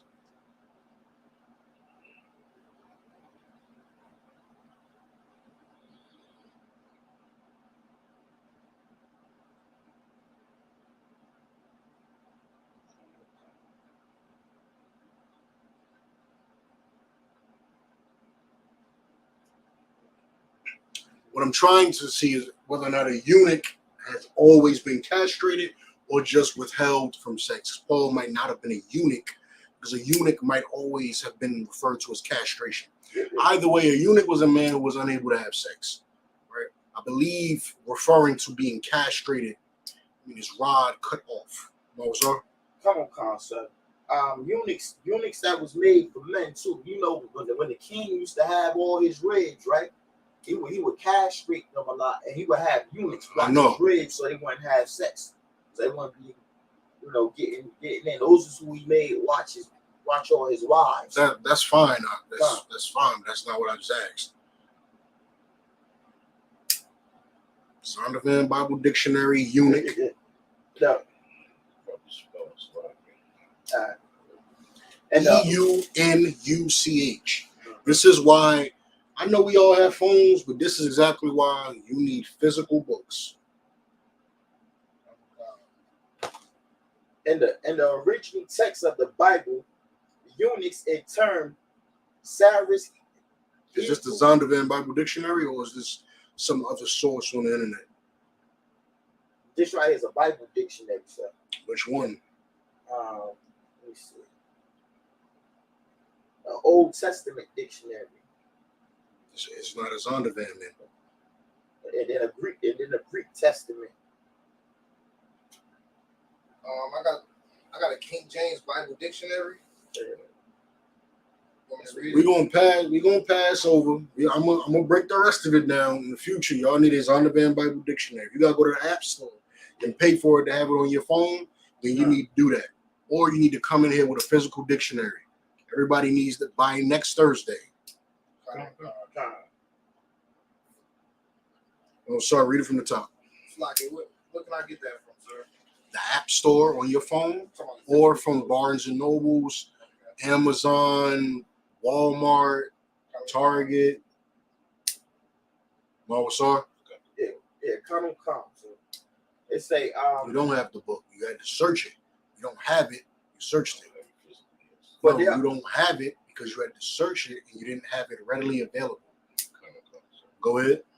For there are some eunuchs which were so born from their mother's womb, and there are some eunuchs which were made eunuchs of men. There's some eunuchs there were some that were born with a sexual dysfunction, either not having a rod or having a non-working rod from the womb. There's some eunuchs who are eunuchs of men, meaning they were castrated, they were sliced off. Go ahead. And there be eunuchs which have made themselves eunuchs for the kingdom of heaven. Heaven's sake. There you go. That's the last one. And there are eunuchs who have made themselves eunuchs, meaning Paul he had no sexual deficiency, nor was he castrated, but he chose not to have sex for the sake of pursuing the kingdom of heaven. Right? To focus more on the work, which is when he said, I wish that everybody could be a eunuch because I get so much work done. Right. But he understood that that's not possible. Right. Good. Then where there were brought unto him little children, that he should put his hands on them and pray, and the disciples rebuked them. But Yahushua said, suffer little children and forbid them not to come unto me, for as such is the kingdom of heaven. Okay, good. There's some children that came to Christ wanting a blessing for him to pray for them. The disciples said, hey, go away, you're disturbing Christ. And Christ said, don't turn away the children from coming to me. Right? The children are important. Don't do that. Good. And he laid his hands on them and departed. And departed things. At the end of 14? Now, the end of 14, sir, was when Christ said, suffer the little children. Okay, so I'm unsure what you had a breakdown on and what you needed I guess the eunuch part. So if you needed a breakdown on a eunuch part, a eunuch is a man who was either born with a sexual deficiency where his rod doesn't work or without a rod. He was made a eunuch by having his rod sliced off. Actually, sometimes they're made a eunuch by cutting the testicles off, right? Because without your testicles, you cannot create. Now, I'm not sure how concrete that is. Without your testicles, you can't produce children. Right. Then maybe either the rod or the testicles, right? But it's sliced off by a person, which is a eunuch, that was made a eunuch by a man, and then you have a eunuch who was made a eunuch for the kingdom of heaven's sake, meaning a brother that chooses not to have sex with women so that he can focus on the work of the Lord. I'm assuming that's the breakdown that she wanted. All right. Any more questions? I need a breakdown on. So you go ahead, sir. No, so she said, sir, I was confused on eunuchs. The water for the breakdown. Go ahead. I got a breakdown on Proverbs chapter 19 and 14. Okay, good. The book of Proverbs chapter 19 verse 14. House and riches are the inheritance of fathers. House and riches are the inheritance of fathers. Good. And a prudent wife is from the Lord. And a prudent wife is of the Lord. Where is this at? Proverbs 19 and 14. What's your question? I just wanted to break down on it. I'm guessing. I think that it's saying that like your inheritance come from it if your mother and your father was rich or not, but your wife being prudent is of the Lord. Like he sent that for you. Slot.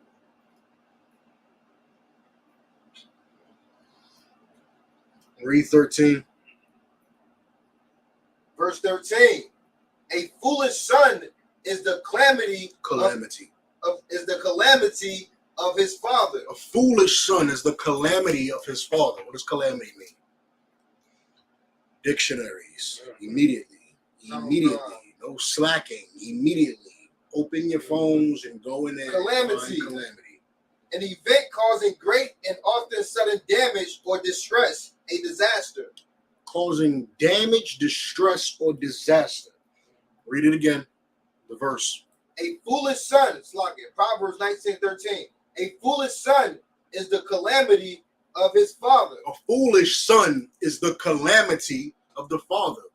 A foolish son damages his father. How? Ayash? Because the son is raised by the father. So if he's acting out in calamity, that means he's showing that basically in the way the father's not doing his job properly. No. What was on? Yeah, Khan. A foolish son is the calamity of his father because his father worked so damn hard to build up this inheritance, to build up this money, to build up this business. And that foolish son either drunk the business away or he gambled the damn business away and destroyed everything his father possibly worked for over the years. There's a statistic saying that trust fund babies, meaning kids who are passed down money from generation to generation, right, are broke by the third generation. Right. Jesus. A foolish son is the destruction of his father. Right. Meaning your father might be a great, great, great man. If you are, this is somewhat of a lost understanding on us because we don't have fathers. Right. And we don't have fathers who have much when we do have fathers. Right. But you are the calamity of your father when you do not glorify his name in public, in school, at work, in the community. When they don't, they should be able to look at you and say, that is such and such a son. Right. You understand? In a good way. Now, some of us do understand this in a negative way. When your father was terrorizing the neighborhood, he either gets unalived or goes to prison. And you grow up and you're 16, 17, 18, 19, 20, and now you're just as bad as he was. Right. And they say, yeah, that's such and such son. You understand? Right. The neighborhood, when some of the older brothers in the neighborhood treat you with respect and favor simply off of who your father was. You understand? Okay. Because your father's name carries weight. You as a man, when you become a man, your name has weight depending on how you behave yourself. Right. And then when you have sons, depending on how they behave themselves, when they get older, can either greaten your name or destroy or tarnish or damage your name. You understand? Give me oh man, let me find that scripture right quick to go along with this right quick. Give me a second. Kind of have put a couple of precepts in the chat. Does he want breakdowns? Ask him, does he want breakdowns? No, it was going pertaining to what the topic was. I said questions. I don't need comments.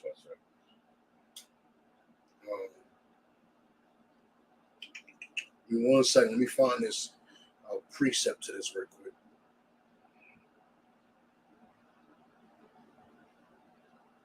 Give me 1 second, Aki.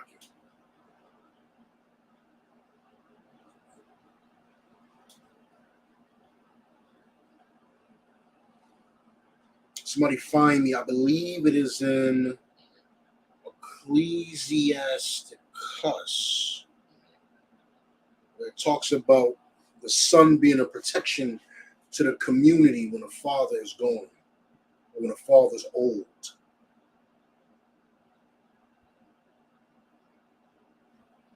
Give me 1 second. I'm gonna find it. Give me 1 second.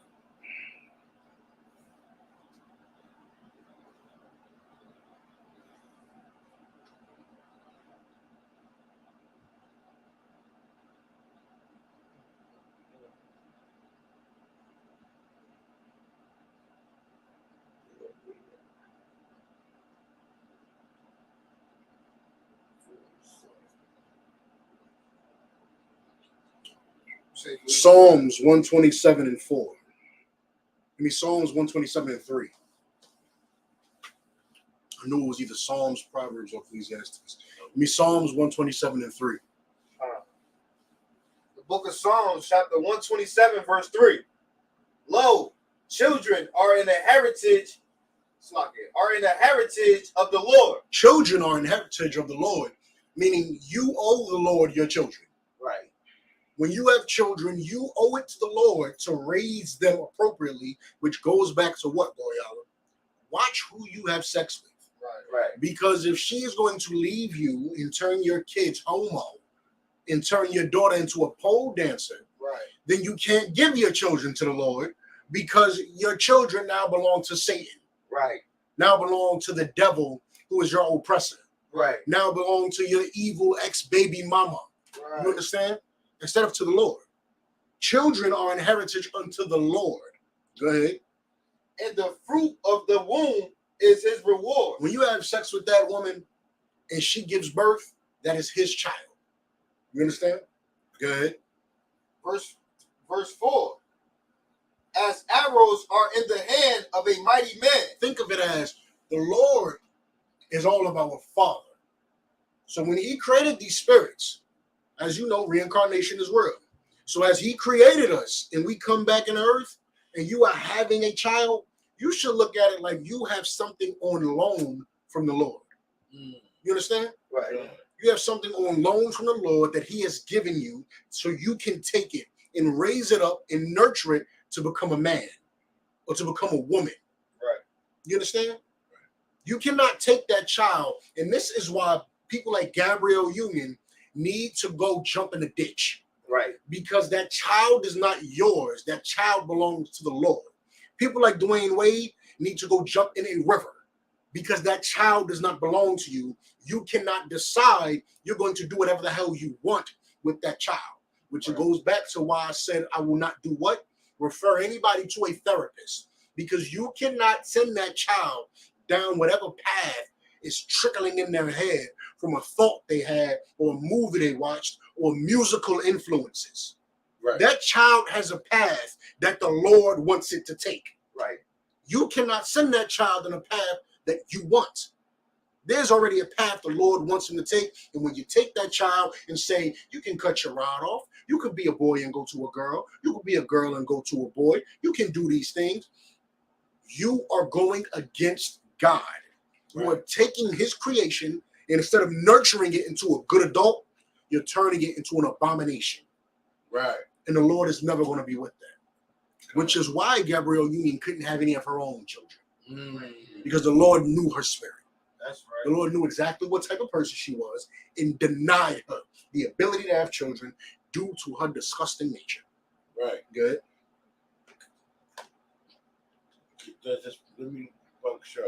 Does this precept fit exactly what you I don't need no more precepts like that. Go back into 127. The next verse, sir, or the same? I ain't finished. Verse 4. Khan. Oh wait, Salaki, where was you at? I'm verse 4, sir. Yeah, go ahead. As arrows are in the hand of a mighty man. As arrows are in the hand of a mighty man. If the enemy is approaching, what does a mighty man do? A mighty man is slinging arrows. You understand? Right, He's slinging arrows at the enemy. Right. So as an arrow is in the hand of a mighty man, as the bullet, as the gun is in the hand of a mighty man to defend his community, as the rifle is hooked to the shoulder and hoisted by a mighty man and swung around by a mighty man, and how a sword will be used to defend. Read on. So are children of the youth. So are children of the youth. So are children that the Lord gives you. That child, that son that you have is an arrow to be slung at your enemies. You understand? That's what that is. When you get old, you need a replacement. They are complaining and complaining and complaining because all throughout the plumbing industry, the electric industry, the HVAC industry, for every 7 people that retire, there's only 1 person to replace them. Right.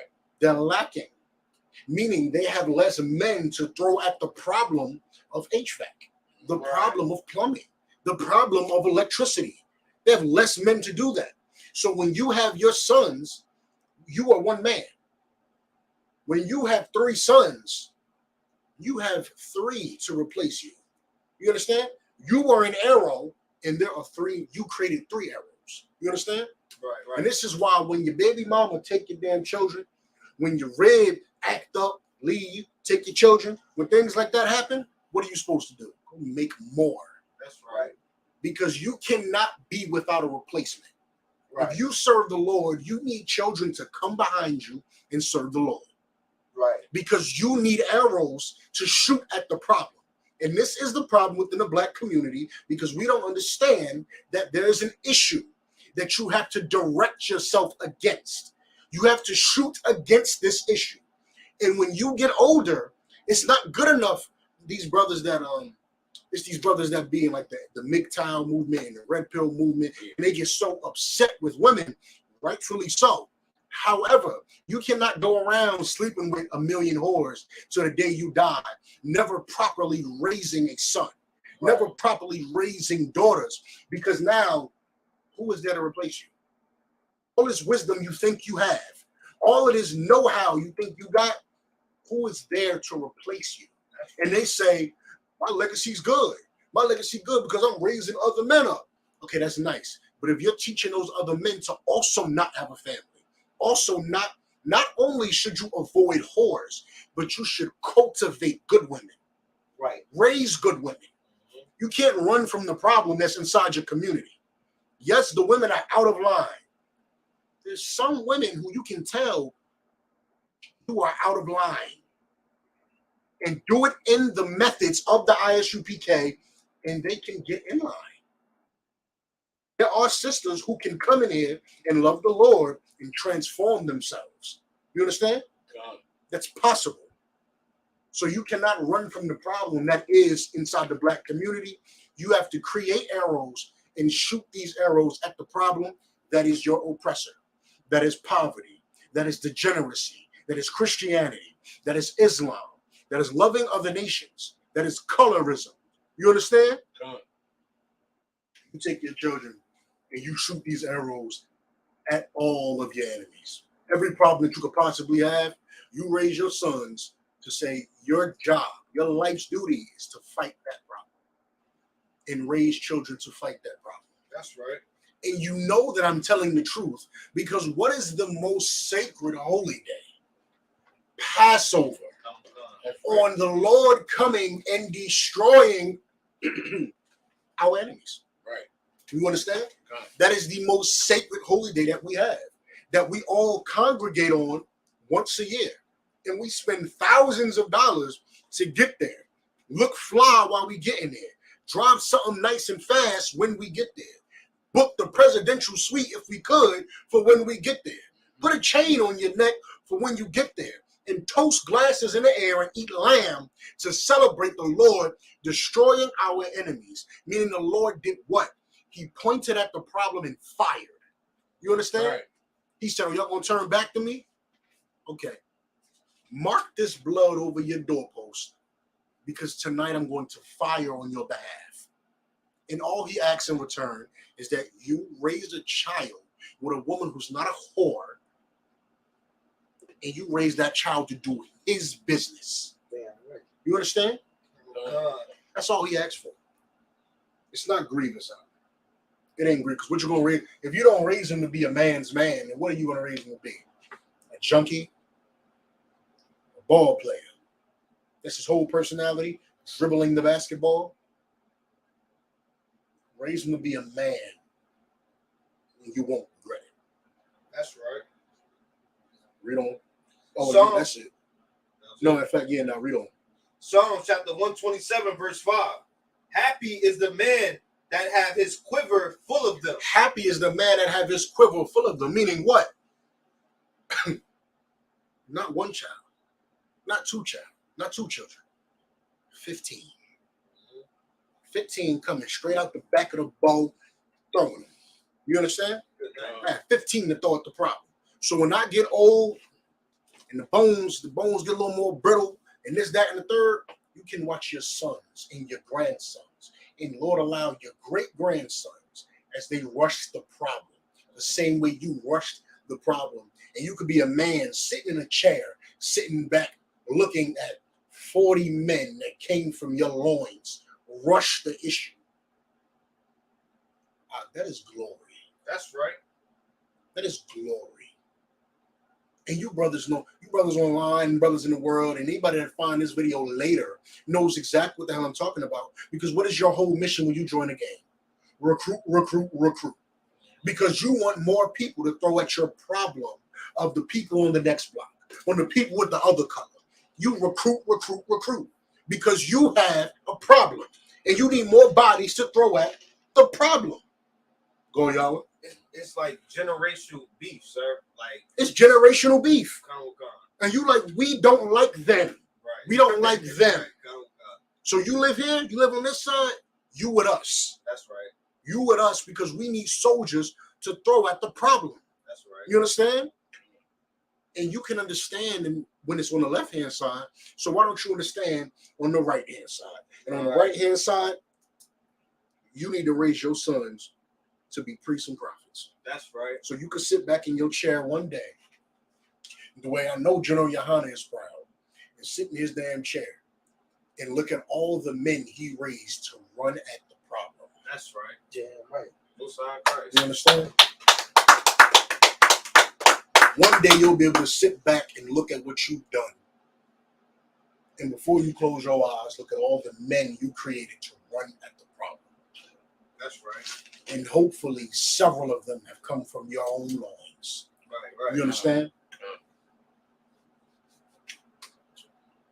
Go back to your question, the question scripture. Mine, sir. Mm-hmm. As a matter of fact, I'll read on my phone. Read on this. Yeah, read on. They shall not be ashamed. They shall not be ashamed. They're proud to run after what their fathers ran after. You ain't got to be ashamed because you're not claiming a color or block. You're not pushing poison and drugs, killing the community. They shall not be ashamed to run at this problem. You understand? Okay. This problem is one of honor. To say that I died fighting for this cause would be an honor. Good. Come on. But they shall speak with the enemies in the gate. They shall speak with the enemies in the gate. What does that mean? What does that mean? Hey, Slugger, they're gonna be face to face talking to the enemies and going to war. Yeah, it ain't really talking. Come on, sir. Right. This is a Negro book. Come on, sir. Face to face going to war. Let me holler at you real quick. Right. Let's talk. They should be face to face with the enemy and talk in the gate. You won't come in this community and do anything. Right. You understand? Right. You come over here, we're gonna have to have. Let's talk. You understand? Yeah, let's have a conversation real quick. You're gonna leave or you're gonna be harmed. Damn right. You understand? And that's what the brothers tried to do when they created these God-forsaken gangs, allegedly. They tried to create these gangs to be uplifting the community, but of course, without the Bible, it failed. Right. And the Black Panthers tried, but they didn't have the Bible, and they failed. Everybody failed because they didn't have the Bible. So black men see the problem and they go, man, we really need help. We really need help. Let's build this group because it's in our blood. It's in our blood. Let's group up and fix the issue. But you don't have the Bible, so you fail and you create a degenerate system of gang. You understand? Go back to your question scripture. Come on, sir. I wanted 14, but Psalms 19. Yeah, Psalms 19. No, what was it? I was at Proverbs, sir. Yeah, Proverbs good. 19 and 13. Okay, good. A foolish son is the calamity of his father, and the contentions of a wife are a continual dropping. The contentions of a wife are a continuous dropping. Meaning, what's contention? Like a heated argument. Definition. A heated disagreement. That's the definition, sir. You have it on your phone? I already looked it up. A heated disagreement. A contentious wife. What does that mean? That loves to argue. You love arguing. You just love running your mouth. You love disagreeing. You love believing the man that lays pipe to you is wrong. Right. You love challenging the man who humbles you every night. Right. He humbles you every night and destroys you and conquers you every damn night. But you love questioning his authority. You love it. You love arguing with him as if he's not correct over small and large things. You just love arguing. The contentions of a wife are like what? Continual dropping. The contentions of a wife are a continual dropping. Put this in terms y'all may understand. If you leave your faucet on ever so slightly, it's going to drip. Drip, drip, drip, drip, drip, drip, right? It might not be a problem at first. You deal with it. We don't say faucet. You got a pipe in your house and it's dripping. Drip, drip, drip. You like, put a little bucket there. Fix it. Drip, drip, drip. The bucket's full now. Right. Okay, let me go dump it. Put the bucket back. Drip, drip. Damn, let me get a bigger bucket. Drip, drip. Water bill coming in the mail. $900. The hell? Well, water bill, huh? Well, sir, I can see it's your usual bill is $250, but for the past 2 months it's been $900. Maybe you have a leak. That leak it's causing you effort for you to go there, put the bucket there. When it fills, you gotta catch it when it fills. It's gonna start flooding your floor. Right. Dump it, get it back, mold, stink, bring sewer flies because it's all still water. Right. Oh man, it's costing you an extra $650 a month out your pocket. It becomes a burden. Something you thought was not that big a deal becomes a burden, and that's for you brothers that think I love a feisty woman. I love a feisty woman. You love her so much, keep her. Right.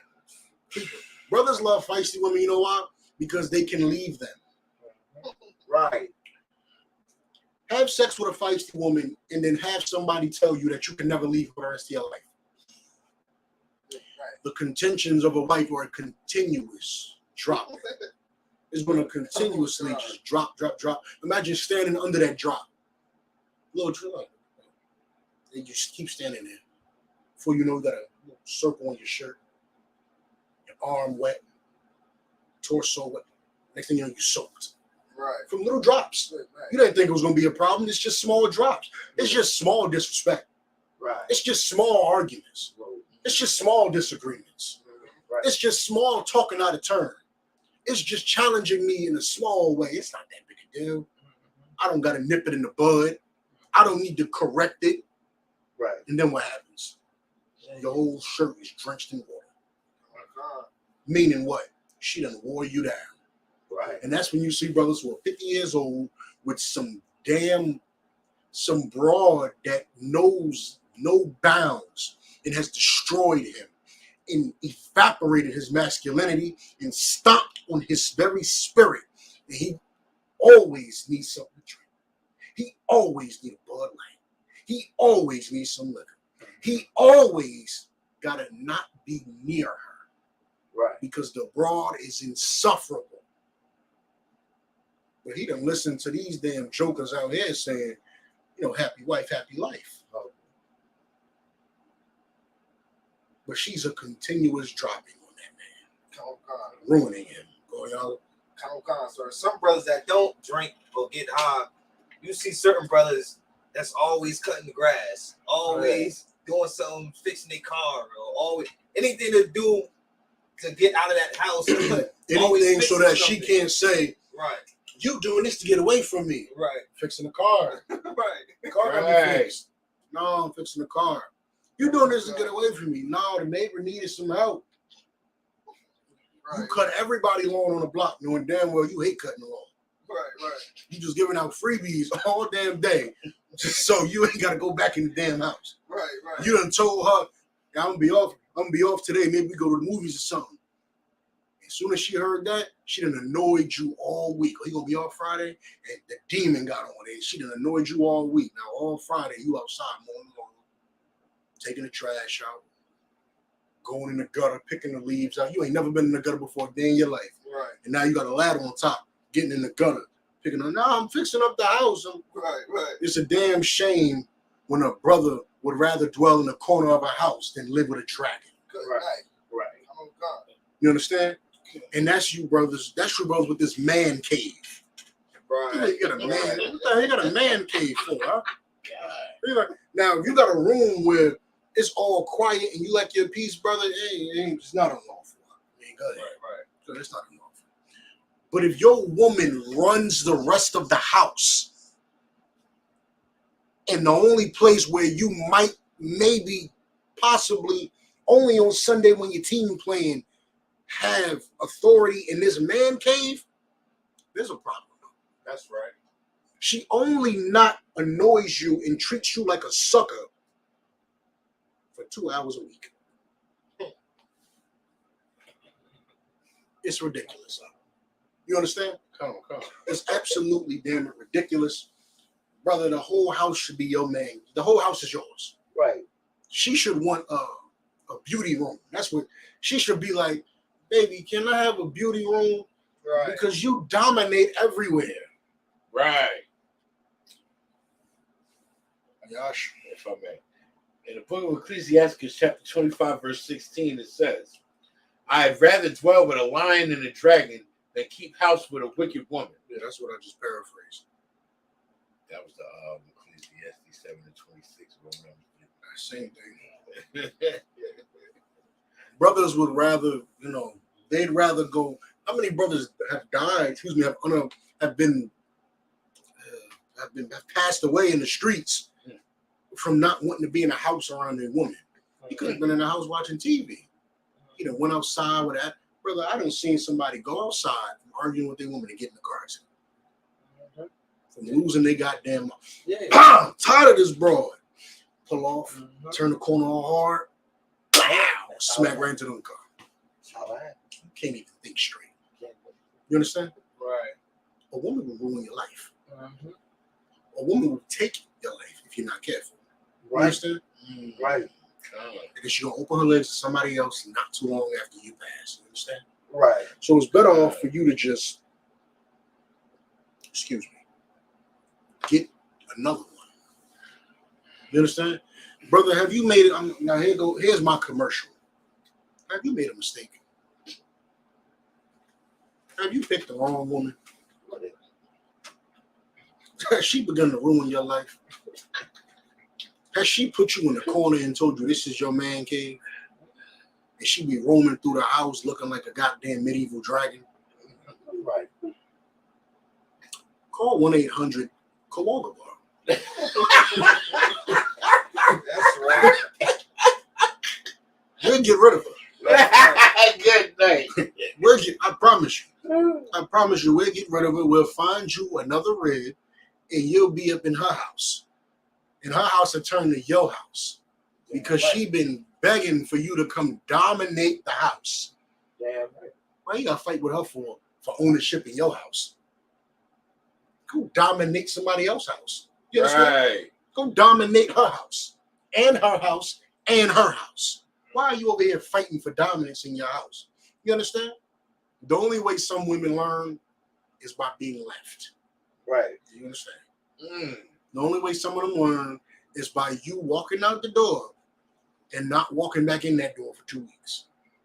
You understand? And if she cheat on you, I mean, shalom, that's a blessing from the Lord. That's right. You understand? I couldn't find that article or the video, but I got I know. pictures. I just said we're not gonna put that on our YouTube, but we're not gonna do that.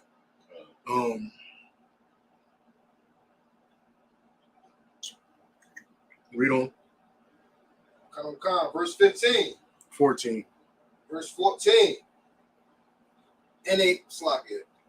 House and riches are the inheritance of fathers, and a prudent wife is from the Lord.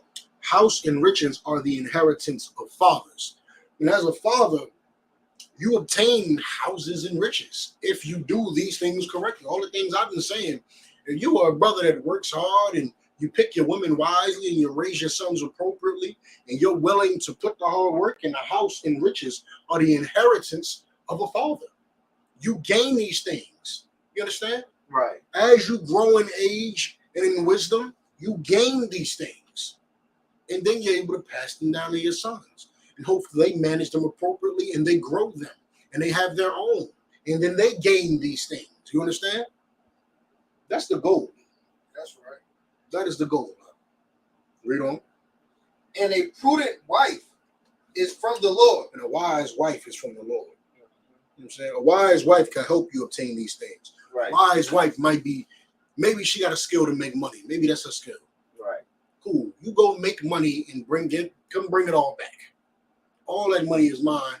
Maybe she got a skill to be the assistant to your business, to help manage your 3 businesses and your crazy schedule. Maybe she can make you better. Maybe you can focus on camp in your business. Maybe she is so entwined with you. She's so wise. Maybe she could balance your schedule, balance the books from your business, shine your shoes and have your stuff ironed for camp and for slavery. Maybe she's so wise. Her presence allows you to grow and make more money. Right. You understand? Right. There's a woman like that exists. It's just not the bitch you have. Right. Salakia. It's not. It's not. You will sleep. And as soon as you say that, sir. As soon as he say that, he wakes up. You know exactly how to get a brother going. I'm telling you, you want to bring more brothers in ISUPK, you just call a woman. Just say what you've been wanting to say. Say what he's been wanting to say the whole time. He's been waiting to tell this broad this for 7 years. All you gotta say is, you right, she's a. I'm suited and booted up, sir. What you say we serve? Christ? General who? Okay, we in business. Good night. That's exactly how you get a brother to come serve the Lord. And it is by getting rid of his demon. That's right. You understand? And woman, if you are being a demon to a man inside of this school, you'll be replaced. Right. Quickly. I'm telling you. Y'all know the calls I get. Y'all know the calls I get. And you're acting up. If you keep acting up, I know a nice lounge that me and Mawasar went to. With the finest women. Mawasar, am I lying? Oh yeah, it was like that. Oh, Yeah. the finest, the finest women. Somebody in here got their hand raised by getting in trouble. Where y'all was at? You understand? I know a nice one. I know a couple nice spots. And if you keep misbehaving, I mean, some other woman's life is in shambles. Right? Right. She don't know what the next direction for her life is. And this man can lead her perfectly. Right. That you're taking for granted. So, it would be good for sisters to behave themselves in the presence of one of the ISUPK soldiers. You understand? That's right. Right. No problem. Who sound crazy? No problem. Did that answer your question on that scripture? Come on, sir. That's glorious breakdown, sir. Now let's get Simone Biles and her nasty husband, Salaki, because I know I just praised him, right? But soon as I praised him, I'd have made a video on the brother and all that. Oh man, why y'all trying to go off on him? And I'm supporting him and all that. And then I go on the internet and see that he swapped clothes with her for a day. Good night. And had on some tight Daisy Dukes and a crop top shirt. That brother's about 6'2", 230 pounds. Looking like it. He's a safety. He's NFL. I ain't got to say he looked like a linebacker because he's literally an NFL safety. I don't have to say, that's my favorite thing to say about some of you brothers that be on that side of the spectrum. You about 6'4", 250 pounds. You every bit of an NFL linebacker out here being flamboyant. I don't even have to say that when it comes to this brother because he's literally an NFL safety. Literally. And brother, I wanted to support you so bad. When you were telling that story, I said there's hope in the world. There's hope in the world for brothers because you don't have to chase these broads down to get what you want. And then I've seen the video of him dancing and her having his clothes on and then him having her clothes on in a TikTok video because they thought it would be cute and funny. You understand? It's not funny for you to sacrifice your masculinity for a joke, for some views. Do you have a picture or video, Ayash? That's it? No, that's not it. Let me see. Let me see.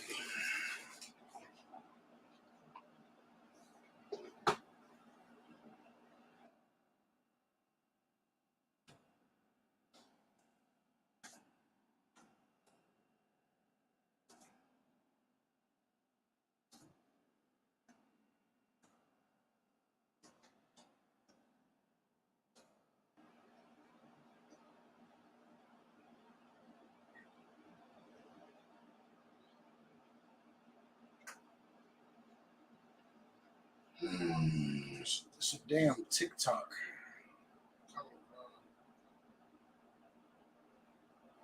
There was a little Like with TikTok. It's a TikTok. I've been trying to find it. I'm glad it's not a popular thing on the internet. Like, you can't just find it. Right. I'm glad. I'm glad. Maybe he came to his senses and had his PR team wipe the internet clean. I haven't been able to find that yet. When you said it. I can find it. I can find it right on my damn phone.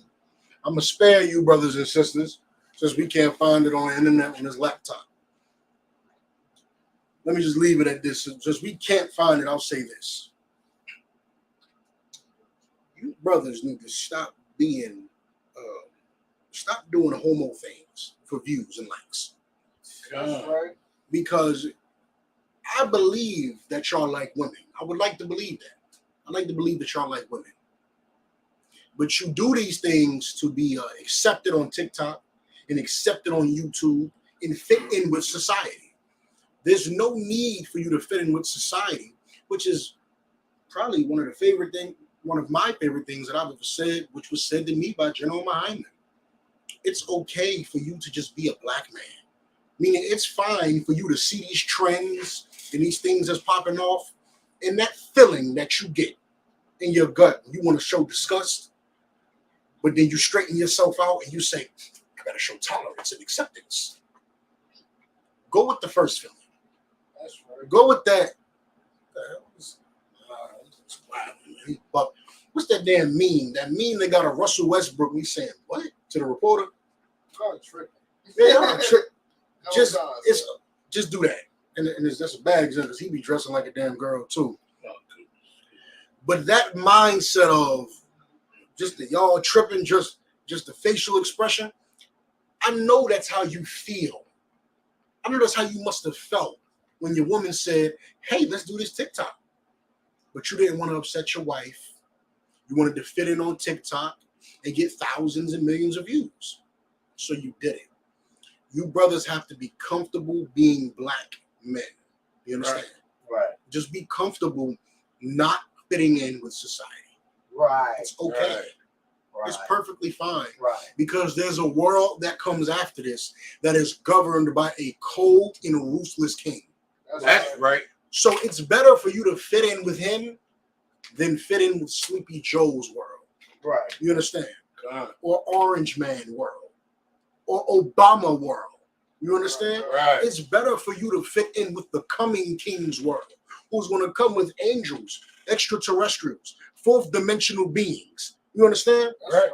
Who are fearsome, large in number, coming to make World War III look like a kid's party. Right. You understand? Right. It's better for you to fit in with the king of that than the king of what you see right now.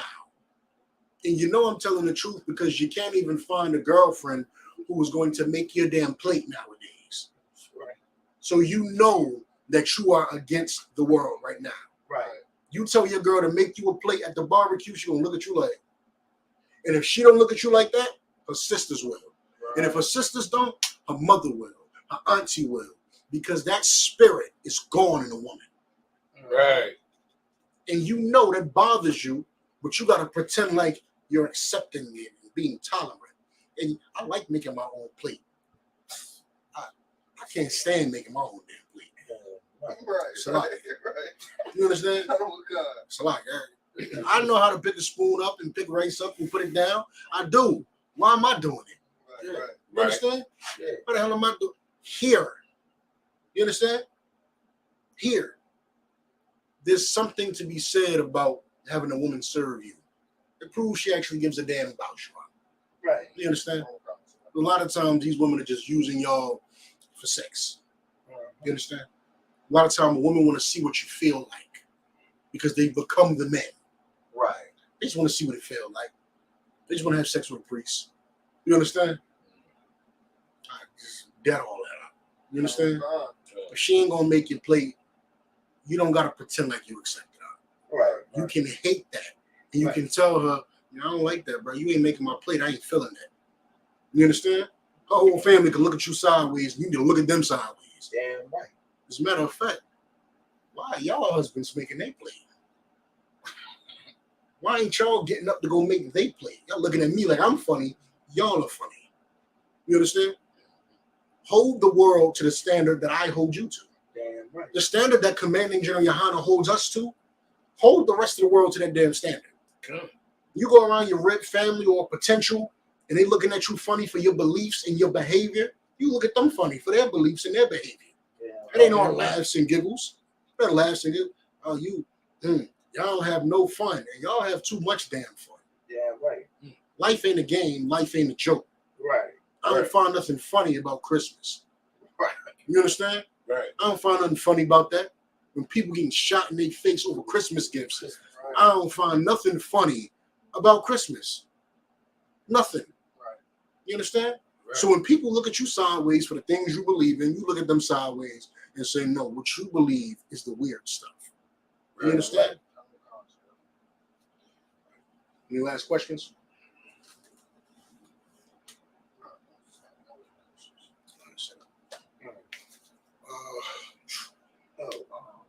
No, sir. Yeah, common concept. We get a breakdown on Proverbs 19 and 15. I have it right here. Proverbs what? 19 and 15. You just went there. Good. You broke that down. Good. Good. Good. Nah, he broke down 13. 14. Good. Yeah. It's the book of Proverbs, chapter 19, verse 15. The slothfulness casted into a deep sleep, and an idle soul shall suffer hunger. If you're lazy, it'll damn near kill you. Right. Come. Right. A deep sleep is when somebody sleeps for a long time, what they say, I was in a coma, bro. I was in a coma damn near. When the Lord went and took he took the rib from Adam, right? But really we know he got Eve from the family or whatever. Caught Adam slipping and gave him a woman. Slothfulness will have you slipping. Right. Laziness will have you out here not on your A game. Right. You understand? Right. If you're being lazy, you won't be on your A game. Right. You understand? Come. And an idle soul shall suffer hunger.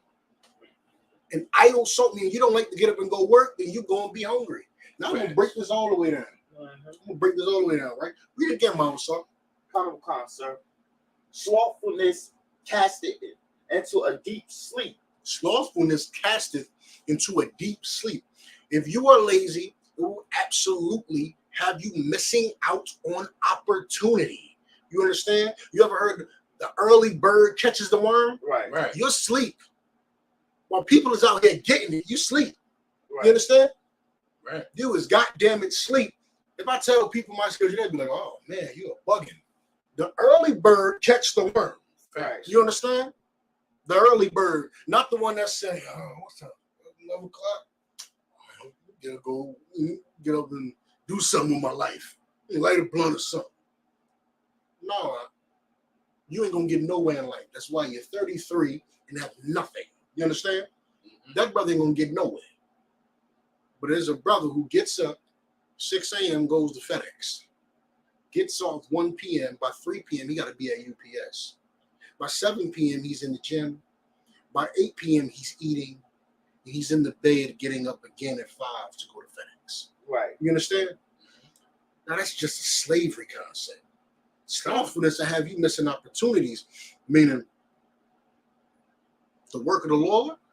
If you are actively in the work of the Lord all the time, then you will have tons of opportunities to push the truth. Tons. If you are constantly looking, constantly in this internet, constantly in this damn social media, trying to find ways to make it work, I promise you a way is going to come out to make it work. Luckiness favors the hard work. Luck favors hard workers. Right. Meaning when you work hard, that's when you get what they call lucky. Right. That's why people who are losers look around at people who are getting lucky and say, oh man, why not me? Because you're a loser. You understand? Right. Because you don't get up and try to make it happen the same way that other person did. That's why you don't have what that other person has. That's why you don't look at somebody's Cadillac and say, I want the Cadillac. Why he got the Cadillac? Because he worked for the Cadillac. You understand? Yeah. I want the goddamn PS5. Why I ain't got the PS5? because he worked and saved up that money for that PS5 and bought that PS5. You understand? Sure. I want this, I want that, then get up and go get it. You understand? That's right. Get up and go get it. That's a common theme with brothers because we're all in the truth. So we know that money is not the end all be all. But sometimes, brother, if you're honest with yourself, you know you want a little more. You might want this car. You might want this chain. Like I said, we go to Passover. We don't go to Passover to play. We go to Passover to have Cubans on our neck. To celebrate the destruction. Obviously, it's to celebrate the destruction of our enemies and to celebrate the Lord. Right. And when we go, we look glorious to glorify the Lord. We don't want to go there in sackcloth. Yeah. You go there with gold chains on your neck, the finest UPK apparel, the finest garments. That's what you want. That's right. That's what you want. That's what you're trying to do. We're trying to turn the studs on the garment into gold dots. You understand? We don't want those to be aluminum forever. You understand? Right. That's supposed to be sterling silver at the border of the whole damn garment. You understand? Those studs going down, stainless steel. We want that to be sterling silver. You understand? 14 karat gold studs. They go to the Met Gala in the red carpet, they rock real stuff. Rubies, pearls, diamonds, gold. You understand? Because they're on top of the earth right now. So they do the things that beautify a person. You understand? When you're talking about building up the kingdom, when it says it in Numbers all throughout what they call the Torah, those first 5 books, those books of Moses, and you read about them going to get the best cedar to build this tower, to build this with the best of the best. You understand? Yeah, right. Money is not something that's going to turn you into a sinner. If you sin, that's because you had a lust to be a sinner. Right. That's it. Money is just something that you can use, and that's it. Money is a tool. You can use it to be a selfish bastard, or you can use it to better yourself. You understand? So if you want to be a sloth, you want to be a sloth in the work of the Lord, you won't have nothing. That's why brothers leave and they be crying about rank. I've seen it a ton of times. Crying about rank because you don't do nothing. Right. You're nowhere doing anything ever. You don't cry about rank. You understand? I've seen it, and then I've seen them leave right after. Well, we ain't got no rank. And they gone less than 2 months later. Because you don't do nothing. Men who do stuff don't cry about what they don't got because they know they're working towards it. You understand? Right. It's the same thing for your Cadillac. Men who want the Cadillac don't cry about not having the Cadillac because I'm working towards getting that Cadillac. That Cadillac, 14,000. I got 4,500 right now. I'm getting there. You understand? Yeah. Men who want those things work towards those things no matter what it is in life. You understand? Being a sloth, if you want something, being lazy about it, you'll never get it, and you'll always be the sucker pointing at somebody else saying it's not fair. You understand? Right. And that's not what we're doing here. We don't breed that we don't breed that in here. You understand? Right. We don't breed that. We breed killers. Meaning if you want it, you go get it. Because life is about what you can take, not what somebody gives you on a silver platter. And you know what I'm talking about because we laugh at people like that in the hood. Right. When you got something handed to you on a silver platter, the brother who has nothing and is working for everything can't wait to pass you. Oh, he can't wait to pass you. He can't wait to bring the Bugatti back to his block. Oh, he can't wait to have a Rolls Royce pull up on that dirty block with needles and blunts all over the damn street. He can't wait to show everybody I came from nothing and came to here. He can't wait to do it. Because men have respect for hard work. Now, of course, he's probably selling drugs, but we ain't talking about him primarily, right? Right. Men respect hard work. You want rank, you work hard. Right. You want the Cadillac, you work hard. If you don't, everything will escape you. Nothing will be in your grasp, and you'll be sitting there like, why me? Woe is me? And crying for yourself. You understand? Or you can become a real savage, and you can go get what the hell you want and stop complaining. Right. I want you all to be rich if that's what you want. You understand? If that's what you want.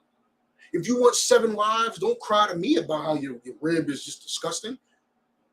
But you want to go to the bar or something? Right. You understand? Right. Oh, sure, I could counsel you. I'll counsel you all day. I'll tell you exactly what her demon is and how to deal with it. Right. But Would you like to get the situation to be better? Have you been talking to her for months and she's not listening? Oh, brother, I have the solution for you. I'm an actionable man. I don't cry about things and not do something about them. Right. That's what women do. You understand? Which is why they need a leader, because they cry about things and don't do anything. You want to go get a woman? You understand? Oh, you hate your job? You want me to put a word in for you? My job is all right. Let me put a word in for you. I'm talking hypothetically. You understand? Hypothetically. Right? You want me to put a word in for you? Get you in there? You understand?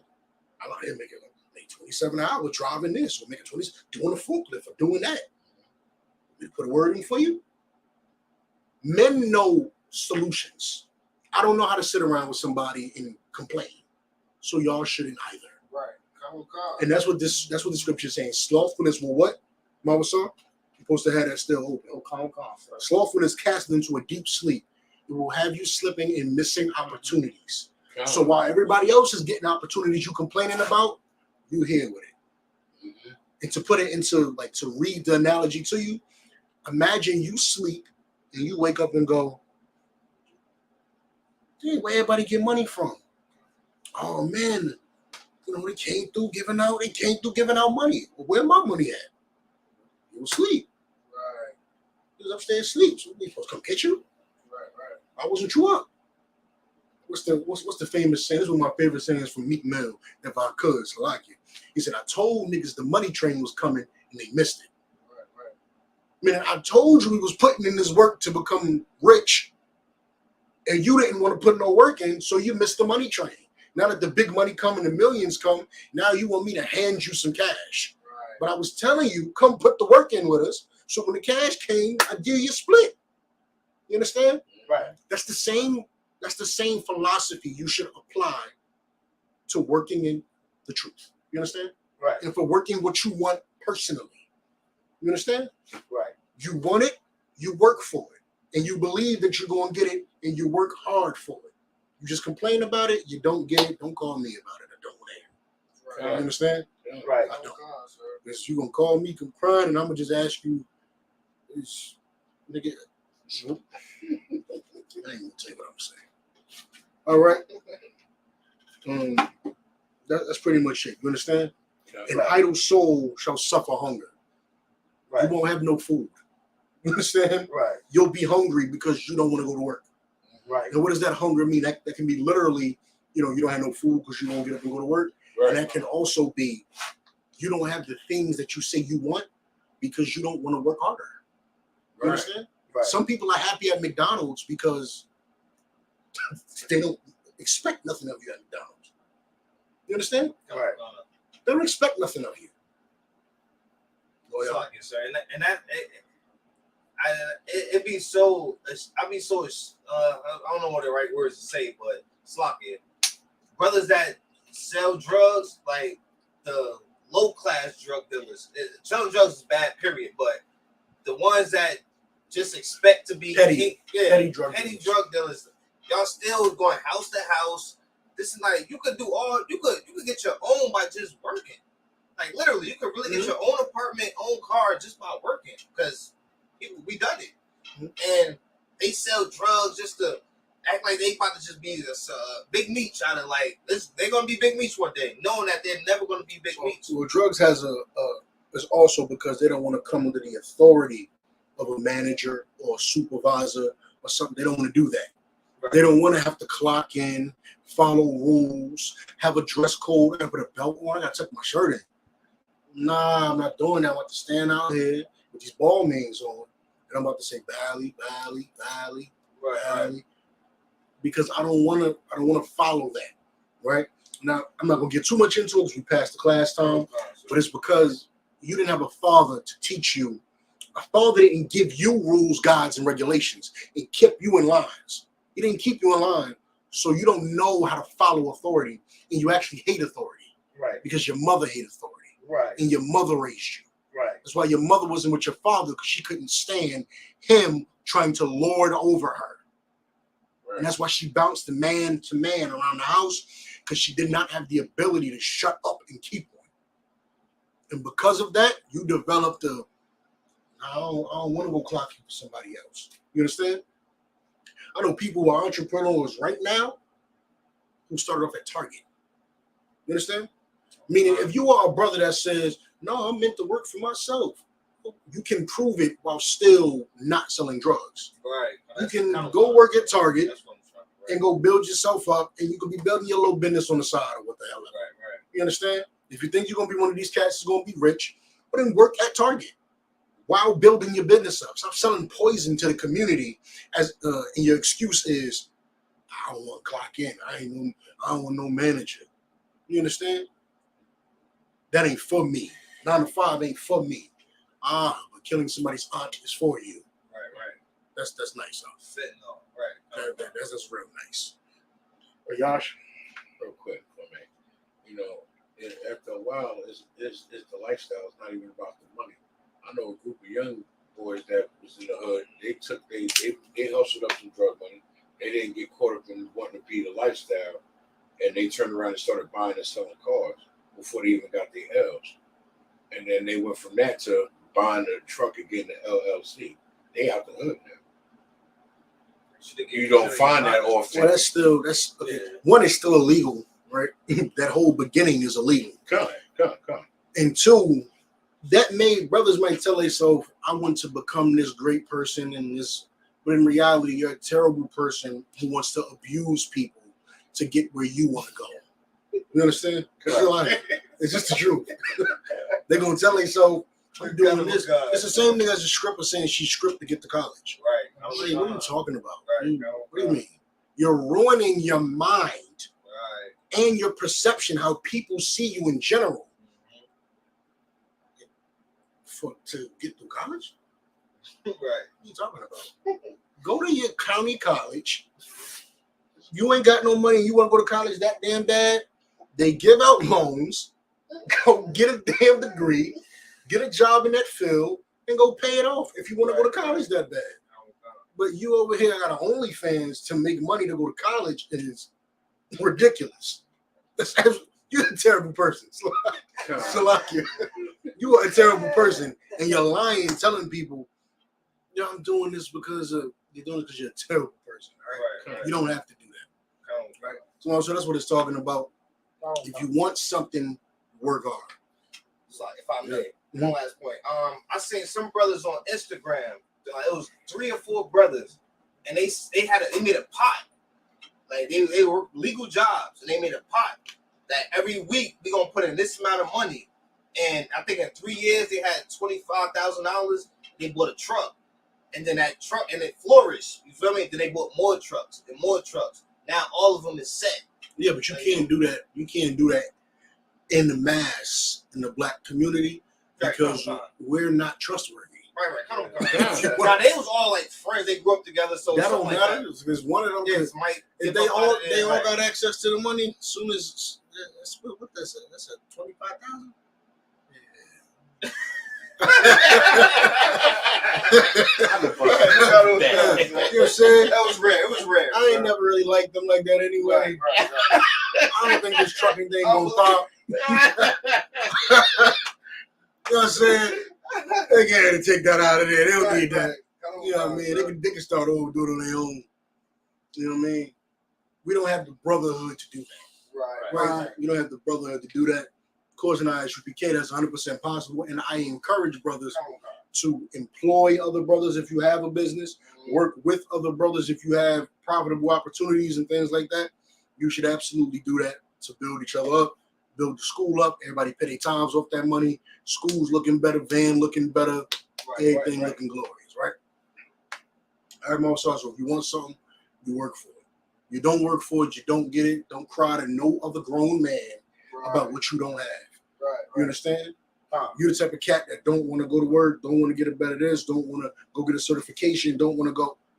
Well, then you sit where you at in life and be happy with it. You understand? If a brother is happy living in his car, but he's serving the Lord, I'm not going to convince him to get out of his car. I'm going to tell him, hey, I think you should try to get an apartment. But if he keeps telling me I don't want no apartment, I want to live out the back of my van. You know what I'm saying? All right. You want to be a camp? You understand? Right. If a brother want to serve the Lord but doesn't want to pursue any of that stuff, fine. You're paying your tithes, you're doing your camp fund, you're doing your building fund, you're doing all that. All right. Just leave me your van. You understand? If that's what he wants to aspire to. But as a man, don't you dare aspire to become something and cry when you don't get it if you are not working for it. Even if you don't get it, don't cry because it's not mastering. But if you are working, if you're not working towards what you want, don't call me and cry. All right? Please don't do that. So I'm gonna be laughing on the other end of the phone. Young, any more questions? We're good? Yeah. No sweat. I don't have any announcements. Wait, sloppy. Good. What's going the hotel situation, sir? I sent them to you. So there's 3 new ones. What about it? Come on, sloppy. Come on, so I got it. Right. Men of Israel, like Majim. Men of Israel, we're gonna wrap this class up.